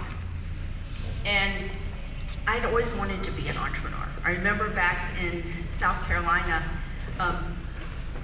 doing fish boxes. I don't know if anyone knows what those are, but you actually thread these hooks and you put soap on it, because evidently fish eat soap. Didn't know that. And I got $5 for every box that was stacked this high. It took me about 5 hours to do. It was back very early in the 80s. And I got paid to do that as an entrepreneur, a 15-year-old entrepreneur. And I remember memories of riding around with my auntie, going door to door and asking people if they wanted fish. And I remember sitting in their car with her. We had to go get her Coca-Cola and her put her peanuts in it, you know, because that was what she did, Coke and peanuts. And did you even remember that? No, I thought someone said they had Coke and peanuts too. But I remember those stories, and those were the beginnings of my entrepreneurism as a teenager who got to go door to door cold calling. And it was my journey and my experience that really set me forward to becoming an entrepreneur. But as others before you have said, it's not easy. And I remember a number. And that number was 7.48. And it was a number that was in my bank account. I had $7.48. I had to pay my lease. I had to pay for my daughter's gymnastics class that was coming up that week, and they were calling because they wanted the money. And yes. Gymnastics. Gymnastics, right, exactly. Are you a gymnast? I was a gymnast at UCLA. And actually, I had to go and teach lessons to the little kids in order to afford going to the private club. Oh, wonderful. Yeah. Thank you. Yes, awesome. Go gymnast, yes. And I also had to figure out, how am I going to get food for my family? I had 2 children. How was I going to do all of that? And it was at that moment, I remember standing in my doorway, we were getting ready to take the kids to school, and something said to me, I need to own it. I need to take accountability for myself. I didn't know how that was going to happen. I think I had relied so much on others to help guide me along the way. But it was at that moment that I took ownership for my life. I started changing things. I started doing meditations. I started listening to podcasts. I started looking at books, reading books on business owners and connecting with people who were aligned with my mission and what I wanted to do in my life. And I thought about, and I did crystals. I think that's the other thing I did. I started doing crystals, so they're in my room, yes, under my bed, over my bed, in my corners. I mean, it's a crystal house for sure. I think my kids don't really like all that, but. I also read the book, The Go-Giver. And actually, that actually came with Michelle. I was, as I mentioned, she was a past client, and we were at one of her strategy meetings, and she had the author of Go-Giver come. And that book really resonated so much with me about to be good, I had to do good for others. To be good for myself, I had to give to others. And I thought about how could I do that? How can I be of service to other people? And NABO, National Association of Women Business Owners, Los Angeles, yes, came into my life. And I went to the president. I knew the president, and I asked how I could be of service. So that started my path to advocacy, to working to right the wrongs that are continuing going on in the world. And it's my livelihood to create livelihood for those who are often underrepresented, marginalized, and yet qualified. And I do that from a business equity side. But to go back, I want to pay homage to my mother, who sacrificed so much for my joy. There's my lovely Ha Heng Cha and myself at a young age. I didn't know my mother's mother. In fact, I don't think she would have ever wanted to know me because I was a mixed race child. But I did know my father's mother, and what I remember about her were memories of vanilla ice cream. She had some of the best vanilla ice cream. I think it was probably from the local supermarket, but I always enjoyed going there. I think I mentioned, or I didn't mention earlier, I grew up in a trailer park, and then when my father came home from the military, we moved to a rural farm in Santee, South Carolina. 200 people, really big town. And I saw him go from the military to working for others as a mechanic, and then running the farm. You know, I went to farmers markets with him where we sold our beans, or we had pigs and we sold our pigs. And I saw a man who had faith in other people where, oh, it's all right if you don't have the money today. You can owe me, and I'll write it on my little book. When my father passed away, I remember opening his wallet. There was a list of people he had given money to that they still owed him. And I think about the humanness of him and the beautiful side of him that I do treasure too. I know we're not talking about our fathers, but that was something that was really great. I also remember in the South of sweet iced tea, banana sandwiches with mayonnaise. Anyone had those? They're really great, really are. Mayonnaise. And porch swings and long, long days. And I remember and treasure those moments, and I didn't really realize how important they were until now. You know, when it didn't matter what car you drove or what you wore or what handbag you had. I think all those moments were very precious. And I remember this 4.5 tall, I think she probably came to here, my mom. I remember her and her brilliance. My mother came to America not speaking a bit of English and had constant racism, discrimination, poverty, hard work, and sacrifice. She had a husband who saw her back then, as many did in the South and on farmlands, as just another pair of hands to help work the farm. She was limited in her ability to get around. She didn't drive. And she had to ask others always for help. She didn't work outside the home, but she created a lovely home for me. And I remember, I didn't know that we were poor until I was later in my teen years. And I also thought that everyone had kimchi and rice at every meal. Fried chicken, greens, macaroni and cheese, and kimchi and rice. Or pork chops and butter beans and deer stew and kimchi and rice. Nice. Those memories are dear to me, but there were many that were painful. But through it all, I looked at her and she forgave. She forgave people who treated her terribly. She forgave people who diminished her, who forsaked her. And I am so very fortunate to know Ha Hing Cha, Oma, my mama. Oh.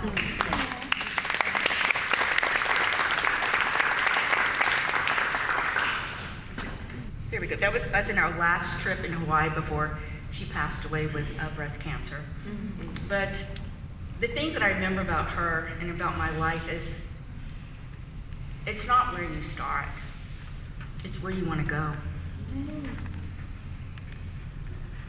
When I think of my word for today, it is mindset. So as we sit here in this wonderful place, I want each of us to envision a life that we want without barriers, without negativity, but with love and resilience, because it's yours.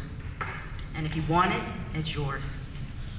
Let your mindset take you where you want to be. And if that's on a porch in South Carolina with sweet tea, watching the cars go by, that's yours too. Thank you, everyone.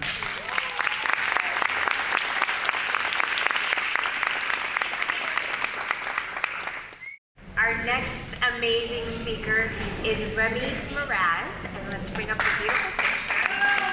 There she is, the Zella Life. Thank you so much for having me. My name is Remy Mraz. I am co-founder and CEO of Zella Life. And I'll get into what Zella Life is all about in a minute. But a little bit about me.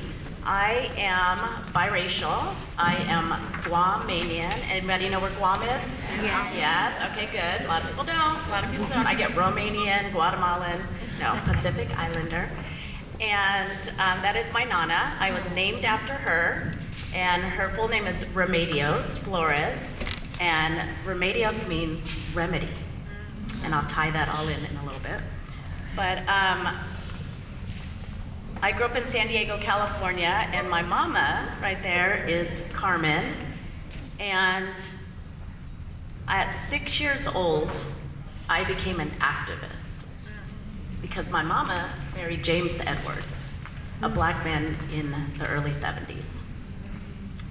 And I learned about racism at a very early age.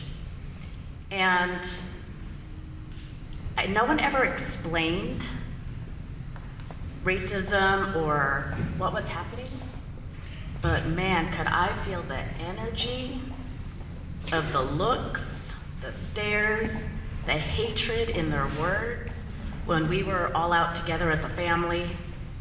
And the one thing that I remember the most was the first time I felt unconditional love was when we were with James's family. James's family was like, that's your new wife, these are her daughters, come on in, you're our family, right? And we had so many great memories with that. That's little Remy at 12 years old. She was an athlete, she was a student leader, she was confident, she believed she could do anything in the world. She knew she was gonna do anything in the world. But on the flip side of that, I struggled a lot with belonging and identity because I didn't know where I fit in. I didn't speak Spanish, so I was never Mexican enough.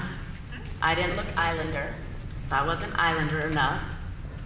You act black, you act white, all the things, right? And so identity and belonging were key themes throughout my life. Little did I know that all that diversity and adversity was going to become my superpowers. So fast forward my career, sales, business development throughout many industries, leading teams, building teams. But I worked in a lot of male-dominated industries. And here comes that belonging thing again, right? And I decided, because I was tired of not getting invited to the table, to build my own table.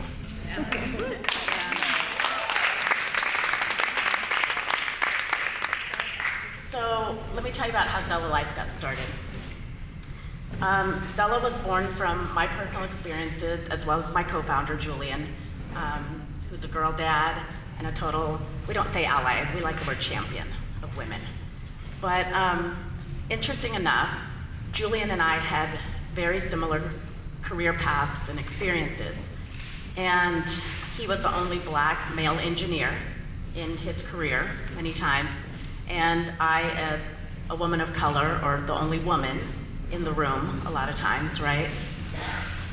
We didn't see leaders that looked like us, which meant that we weren't getting the mentorship or the advice that others were getting.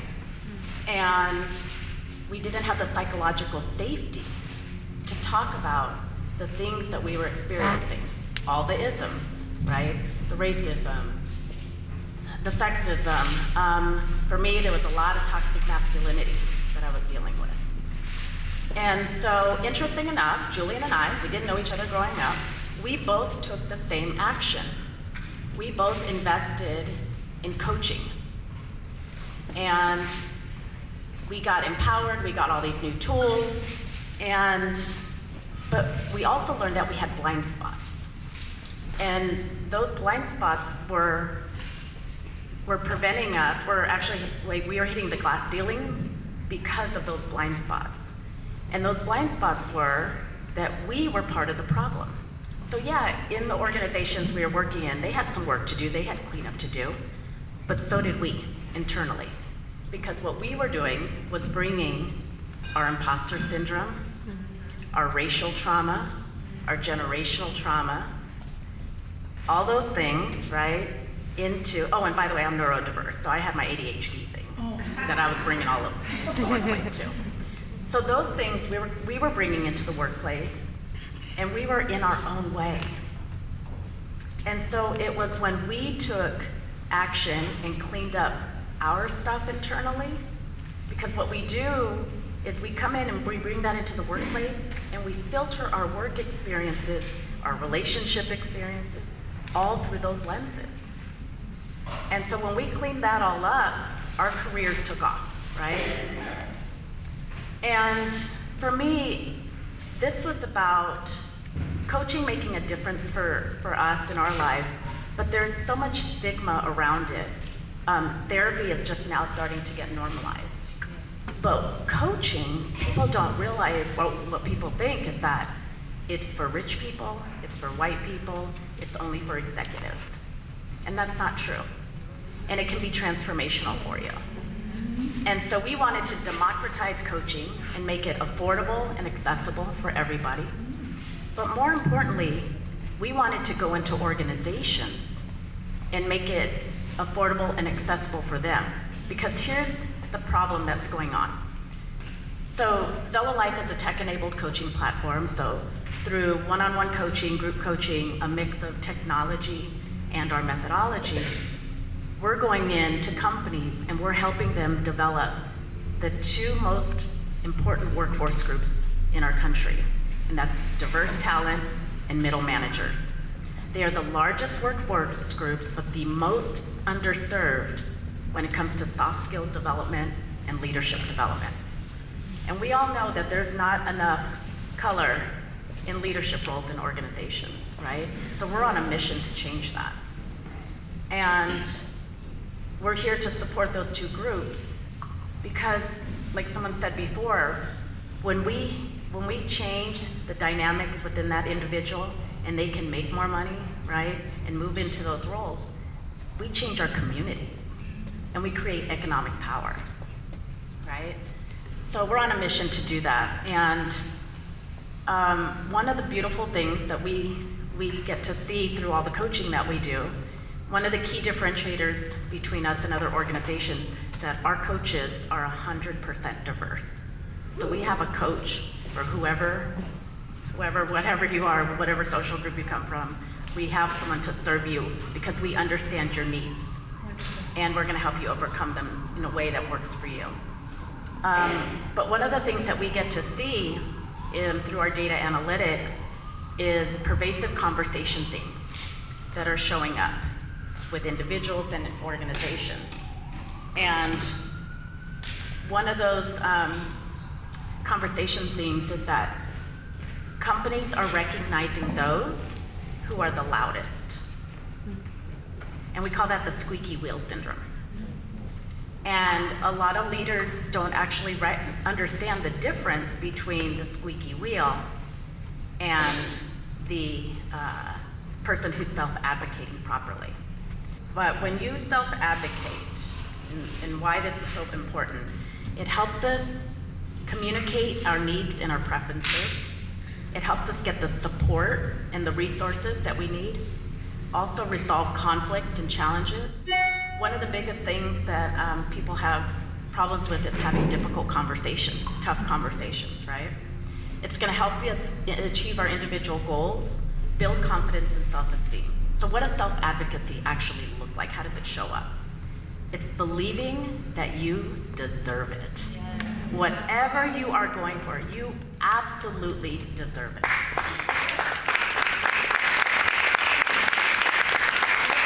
Here's another one. It's asking for help when you need it. So many of us don't want to ask for help for whatever reasons, right?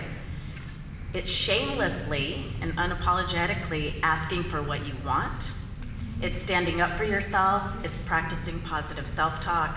It's being highly visible. It's tracking your positive accomplishments and conveying that to folks. You need to quantify the work that you're doing. And then another key one is to network, to identify sponsors to help advocate for you. This is so key. And so if we can all show up that way in the world, that's how we create transformation in ourselves and others. As leaders, if we can learn to recognize, if you're managing teams, that women and people of color may show up differently with self-advocacy because we've grown up with labels on us. You might be considered the feisty Latina, the angry Black woman, right? And having those labels prevents us from speaking up and self-advocating properly. So, I think I skipped over a picture here. So I go up? Yeah, here. So, the work we're doing is working. Last year, 42% of the diverse talent that we coach increased performance, which led to pay increases and promotions. 100% of the people who said they were planning on quitting their jobs are no longer quitting. They're staying at their companies and working on a career plan within that organization. And then 100% of the people who've been coached are reporting increased confidence with difficult conversations. And so that's the most fulfilling, rewarding part for me, is that it's working and there's transformation happening. And last year, we were selected, I was selected as one by Google, as one of the first 50 Latinx recipients of Google funding to solve important problems.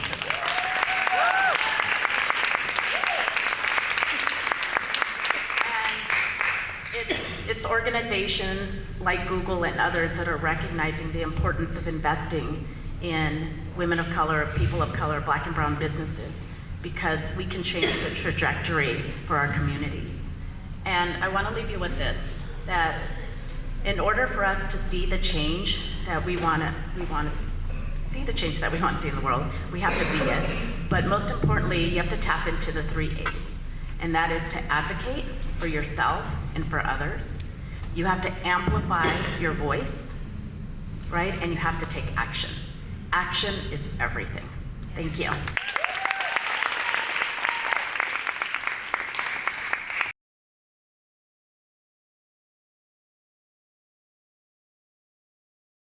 The numbers speak for themselves, right? We're talking about, I mean, she's putting points on the board because we're seeing movement. She's seeing the impact, and it's data-driven. So there's no doubt there, but we knew it already. Because we know, as goes women of color, as goes the world, right?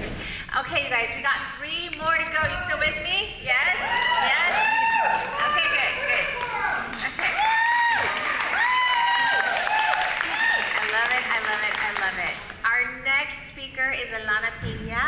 President of Till Productions. Please join us on stage. My name is Alumna. My last name is Pena, P-E-N-E-A. So my production company that is my, S-Corp, my production company is called Tilde Productions. Oh, that's my grandma. Okay, I'll just keep that up for a second. Okay, so when I was 12 years old, if you had told me that in my 20s I would have my own television show, I would have said, yeah, duh, and I'm starring in it, right? I was a really big theater kid. In addition, I wanted a column at the Miami Herald. I was from Miami. I had big dreams for myself, and not even dreams. It didn't even feel like dreams. It just felt natural. I believed in myself, unabashedly. That word's gonna come back. I saw this belief encapsulated in my mom, who's on the left, who suddenly lost her husband, my father, when I was 5 years old and had to raise 2 kids on her own. I saw it encapsulated in my grandmothers.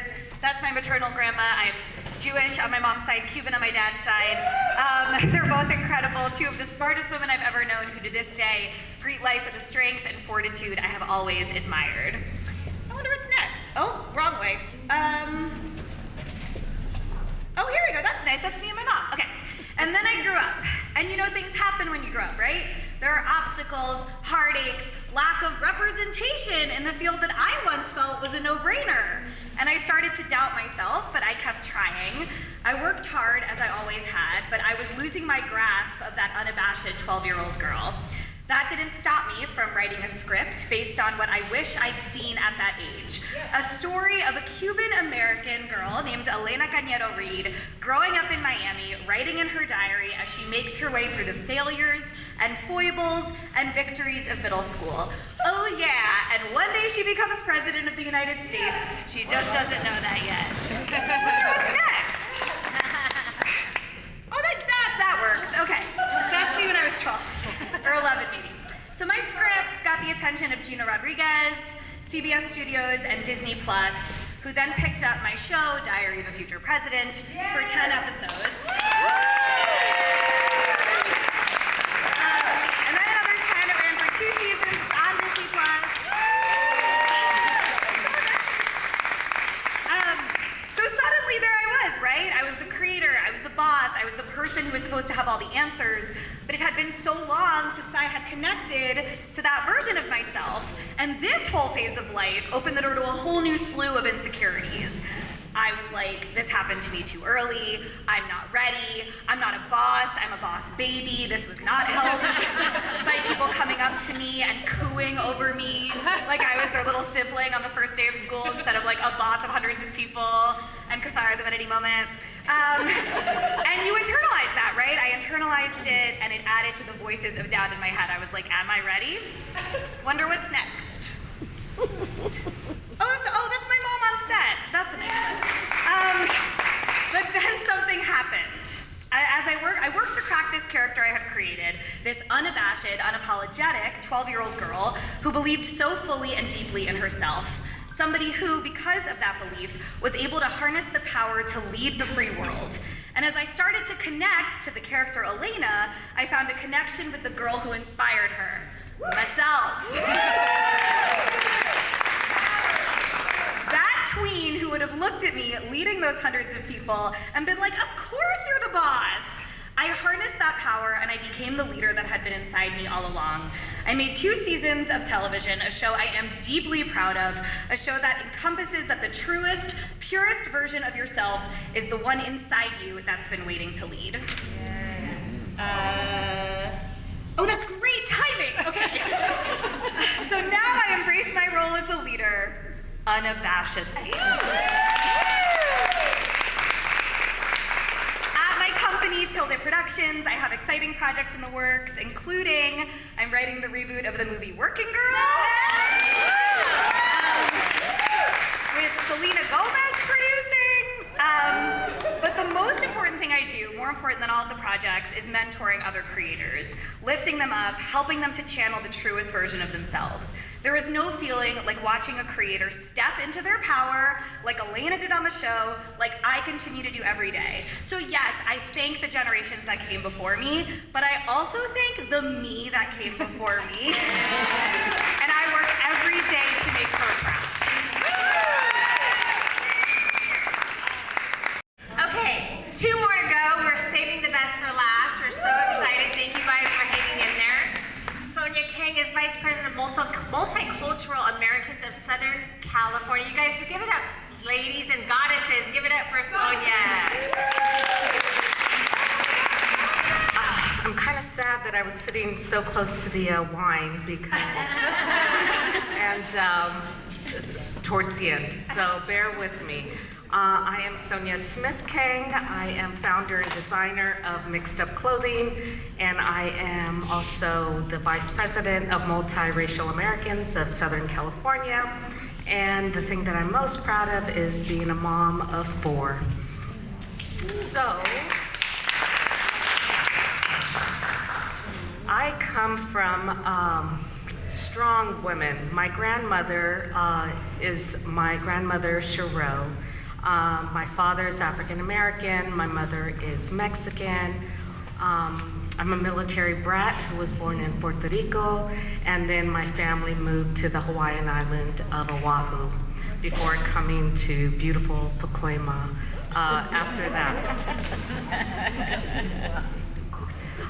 Let me go back real fast. So my grandmother Cheryl, there on the left side, was one of the first African American women in the NYPD. So she taught me how to be strong and powerful, towering over 6 feet tall, and just a really tough lady. My grandmother, Mary Martinez, on the other side there, was where I got my Latinidad. She, here in Pacoima, my parents went to live with her when we came from Hawaii. And there were chickens and a horse that I don't even know how the horse got there, but there was a horse, we had a peacock, we had a chicken coop, and all of that to an island girl was different. So I came here feeling different, and it stuck with me for a long time. These are my parents. This is Awadilla in Puerto Rico. Like I mentioned, my father, Anthony, they were both in the service, mom and dad, where they met and had my sister and I there. They were married shortly after it became legal for interracial couples to marry. So that in and of itself is really strange to think that there was a time when folks could not marry the person that they wanted to marry. That is a 14-year-old Sonia who came to California, and I chose this photo for a couple of reasons. One, I feel like she was pained for some reason. She wasn't Black enough, and she wasn't Mexican enough. She spoke Spanish, but had the surname of Smith. She had Puerto Rican roots, but did she? And she was raised on Oahu. And so every time people questioned me, they didn't know where to put me. School forms had a check 1 box, so I never knew if I should be my mom or my dad, or both, or fill it in, or just be an other. I chose this also because I was fighting my hair that day. And my hair is naturally curly, but she blew the hell out of that hair, and she fought it. And in a sea of Farrah Fawcett's with blonde hair, feathered hair, she was not. But she tried, and I think, so that was the part that pained me, that I tried so hard to fight who I was. I rode a school bus from Pacoima to Canoga Park for middle school. And as I kept driving through, I kept saying, I wish there was someone who looked like me. I wish there was someone who talked like me, who, I had pidgin coming from Oahu. It was the way we talked. In a time when it was Valley Girl. And so she was confused. She didn't know.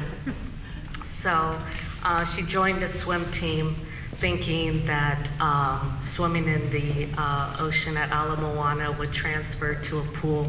It did not. So that is my photo of just a confused teen who, if you told her that she would finally come into her own, she probably wouldn't have believed you anyway. This is the photo I chose. I went to school in San Francisco to be a critical care nurse. I was a critical care nurse for 2 decades. I married my husband, who is Korean, so we just mix it up. He came from New York to train at my hospital. We fell in love. It was very Grey's Anatomy. And we had children. And I was like, I'll be damned if I don't teach these kids how to love themselves sooner than I knew. So I made sure that I was very intentional. I brought in products that look like them. I brought in books that look like them. Artwork, music, you name it.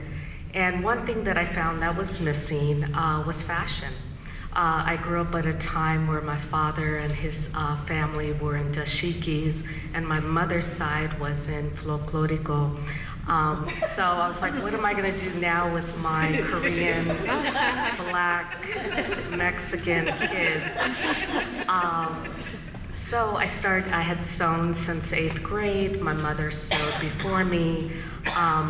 Again, at a time where I was just so embarrassed. I was like, Mom, kids are wearing Guess jeans. I got this corduroy thing that you made. Like, I can't. Like, you want me to go to school, So I rebelled against all that. And I've gone back. I've thanked her since for teaching me how to sew. But I started grabbing fabrics from around the world that were culturally significant to my family, and I turned them into everyday wear for my children. And people would stop me on the street and ask about the fabrics and ask about the iconic pieces that were depicted on the fabric. And they'd start opening up and they'd start saying things like, do you know where Guam is? Do you know this? And what about, have you ever thought about putting this culture on it? So I found that the fabric was an opener and a conversation starter. And I started selling at flea markets, and I opened up an Etsy store, and my husband was like, what is you doing? And I said, I think I'm starting a business. And within a year, I was on the Today Show.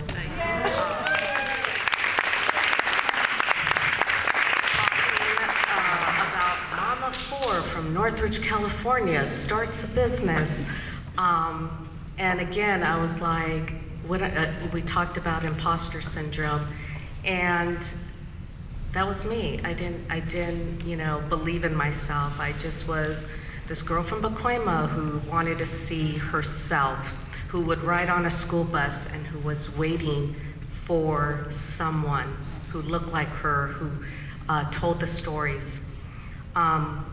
If you scroll up, you would see that it's a wacky photo, but it was the one my mom took of the TV. She calls it the "Look Ma, I'm on TV" photo. So they were nice enough to crop it out, but you would see her RCA TV on there. But from there, I have been putting in some work, and we signed a year ago, Monday, with Macy's.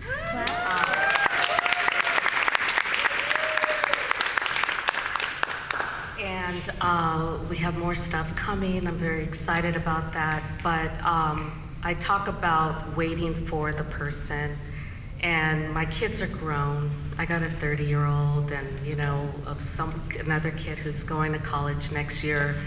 And I tell this story, they've heard me.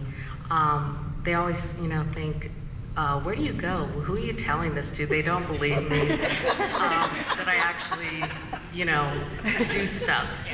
They just see mom and she's a boomer and, whatever.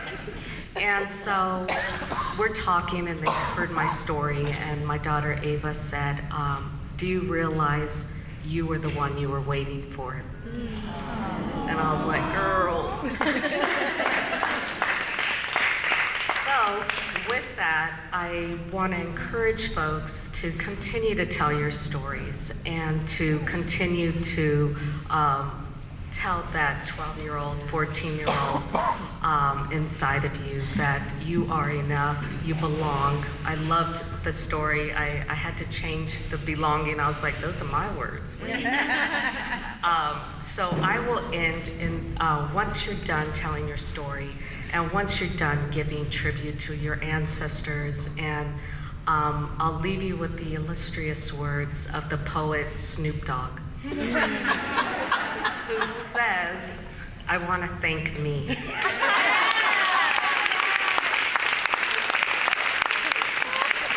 says, last but not least, I want to thank me. I want to thank me for believing in me. I want to thank me for doing all this hard work. I want to thank me for having no days off. I want to thank me for never quitting. I want to thank me for always being a giver and for trying to give more than I receive. I want to thank me for trying to do right than wrong. I want to thank me for just being me at all times. Snoop Dogg, you a bad motherfucker.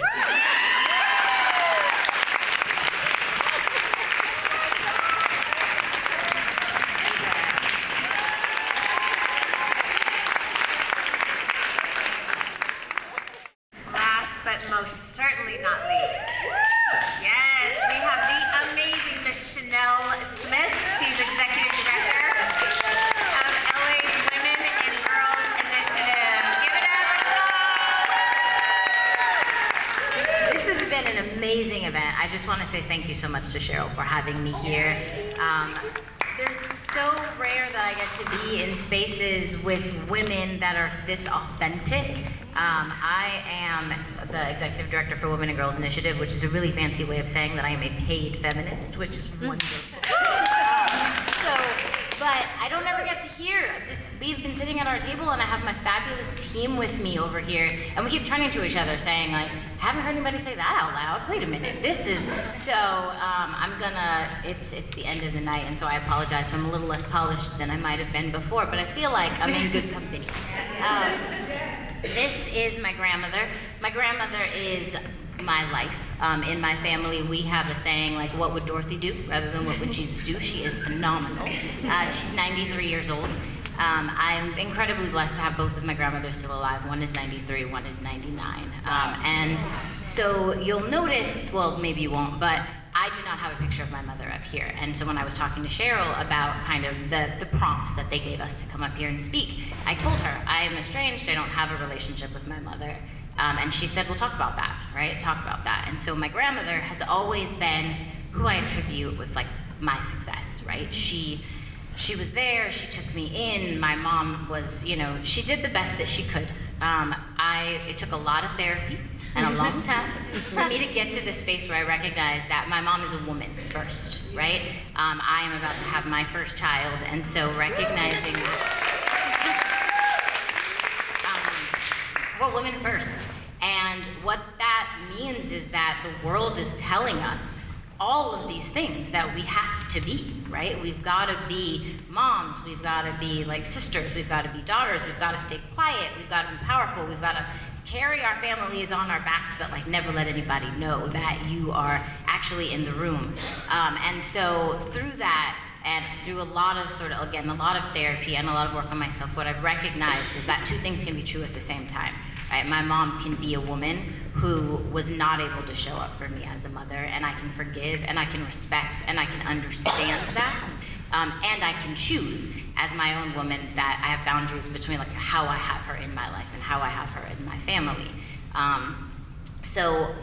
You won't see a photo of her, but my grandmother, she's always been the most amazing person in my life, right? My grandmother is phenomenal. She raised 6 children. She's from Nova Scotia, Canada. She married my grandfather and came to America.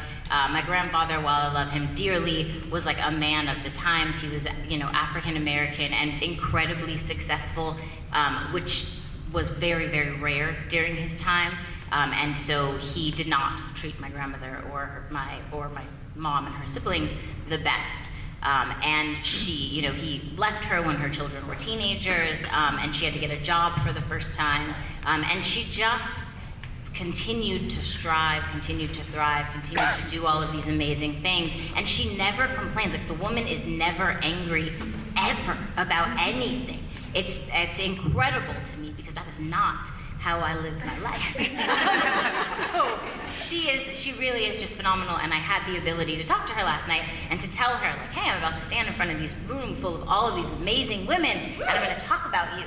And she genuinely is just constantly like, who wants to hear you talk about anything? And so she was like, okay, that's great. But it made me think about kind of the sacrifices that the women before me have made, right? That, like, my grandmother came here from another country.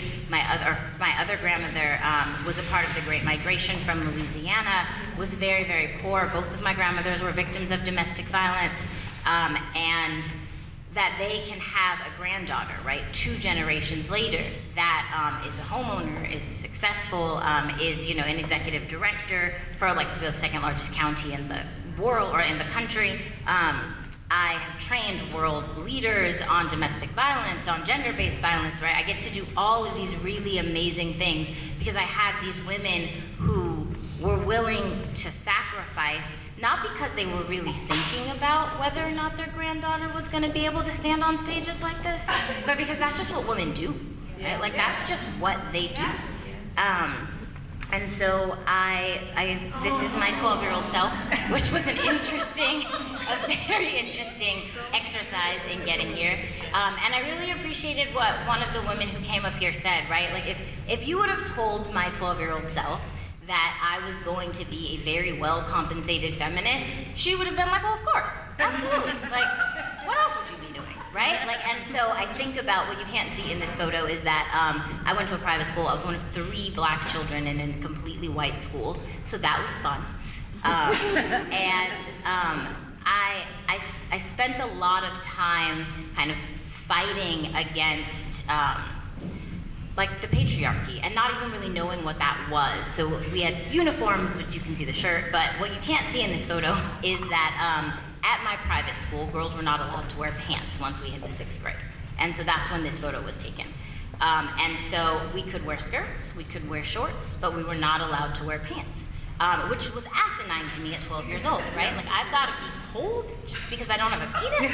It was very, very strange. And so I decided, like, I refused to wear skirts, right? Refused to do it. And I'm going to wear pants. And I was sent to the office. And I have a really phenomenal father that also was just like, do what you got to do. And I think he also sort of didn't want the fight in the house. So he was like, I'll just come to the office and we'll explain it.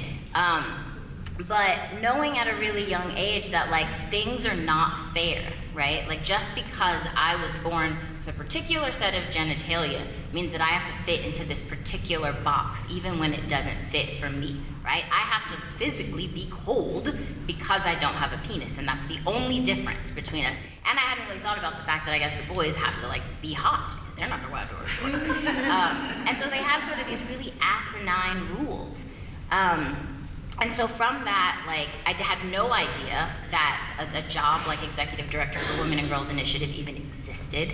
I had no idea that we had municipalities who were really focused on gender equity and who wanted to be really intentional. And so they put money and resources into that. And I worked in nonprofits and kind of did a lot of different things. And from that, at some point in my career, I decided that I wanted to work in policy. I felt like I have been on the ground and I can do this kind of policy thing. I can make these decisions in ways that I wasn't seeing being made, right? Like, I can avoid unintended consequences. And I had a partner at the time who was not the greatest. And he told me, if that's what you want to do, then you have 3 years to do it, right? Because you're not getting any younger and you want to go in politics. And so you've got 3 years. And I was like, all right, challenge accepted. And so I spent 3 years trying to get this particular job. And what was funny was that before my job now, I worked for the Mayor Garcia, and there was a director of domestic violence. It had a different title at the time, but director of domestic violence policy, essentially. And I thought, okay, like, not that person was in that job, right? But this is a thing that I can do. And so I started putting myself in spaces and sitting at tables that I wasn't invited to, and really like networking, building my brand, and almost 3 years exactly, this position became available. And I applied for it. And I remember going into my interview with our previous deputy mayor, and I was like, Brenda's not here, so I think I can say this out loud. So, previous deputy mayor of public safety, who was this like white Republican man, who turned out to be really great, like an advocate for me in ways that I was really unexpected. But he looked me in the face and said, like, you're not here because I'm wondering whether or not you're qualified, right? Like, you can do the job, right? You made it to this room, you can do the job, right? What I'm trying to understand is, like, can you make the shift from nonprofit into the public sector? Can you work for an elected official and understand that you might have all of these dreams and these goals and these things, but you serve at the pleasure of your elected, right? And so can you understand that?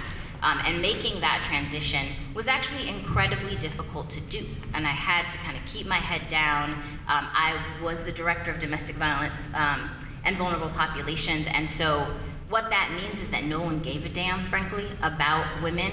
A lot of women have stood up here today and talked about their stories of being survivors, and that is the case in any space that I ever go into. But a lot of our politicians, they don't particularly give a damn. And when the higher you go up, like, people just don't really care about that. So I had to have, and I think they were willing to hire kind of a black woman because it was like, if it fails, who cares, it was the black girl. And so I kept my head down, but in the background, I worked really, really hard, and I got my own funding. When I started at this position, we had kind of a $1.3 million budget for DART. When I left the city of Los Angeles, we had a $30 million budget for DART. Wow.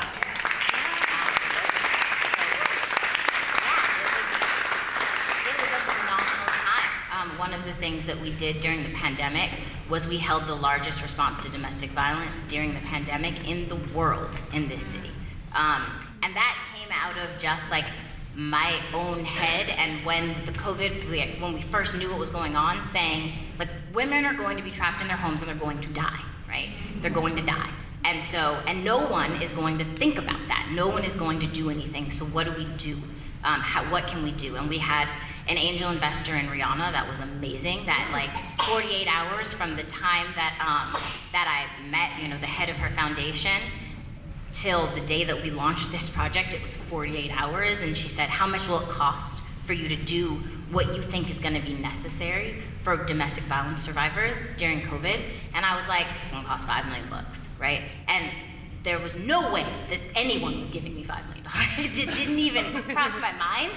And then she called 2 days later and said, like, if you can have a project proposal done by tomorrow morning, I'm gonna give you $4.8 million. What? It was pretty amazing. From that, we raised raised other money, and we ended up spending about $11 million in a parallel project to, I don't know if any of you have heard of Project Room Key, which was yes.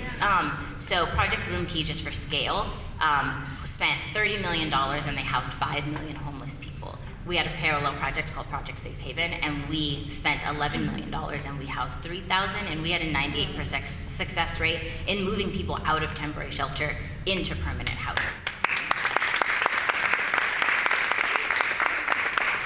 And so it's things like that I get to do on a much larger scale now that I'm at the County of Los Angeles, looking at kind of what are women's needs, how are they different from men's, how are we paying attention to those, how are we investing in them? Because to be honest, we've got all these social ails, right? We've got homelessness, we have food insecurity, but the strategies that we need for women are not the same as the strategies that we need for men. And if we're not paying attention to that on the front end, then what we're going to end up with is a country that leaves our women behind, and no one is going to be okay with that.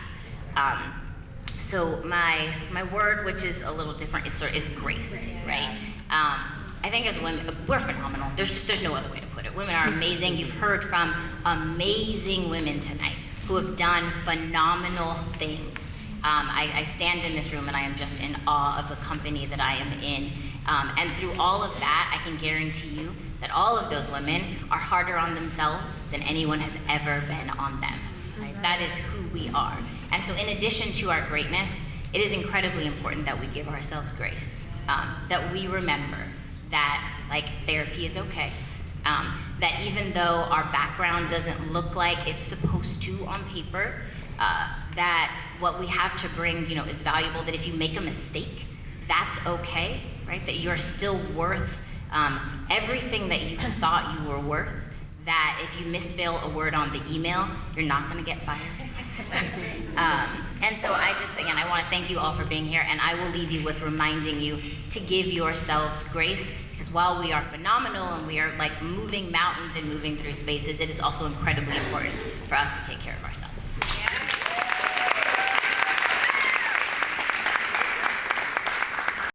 I am so grateful for you all. The energy at the end of the night, I'm telling you, you guys are so amazing, and I know that these goddesses so appreciate you staying and pouring into them as they were vulnerable with us. So let's give it up for you guys.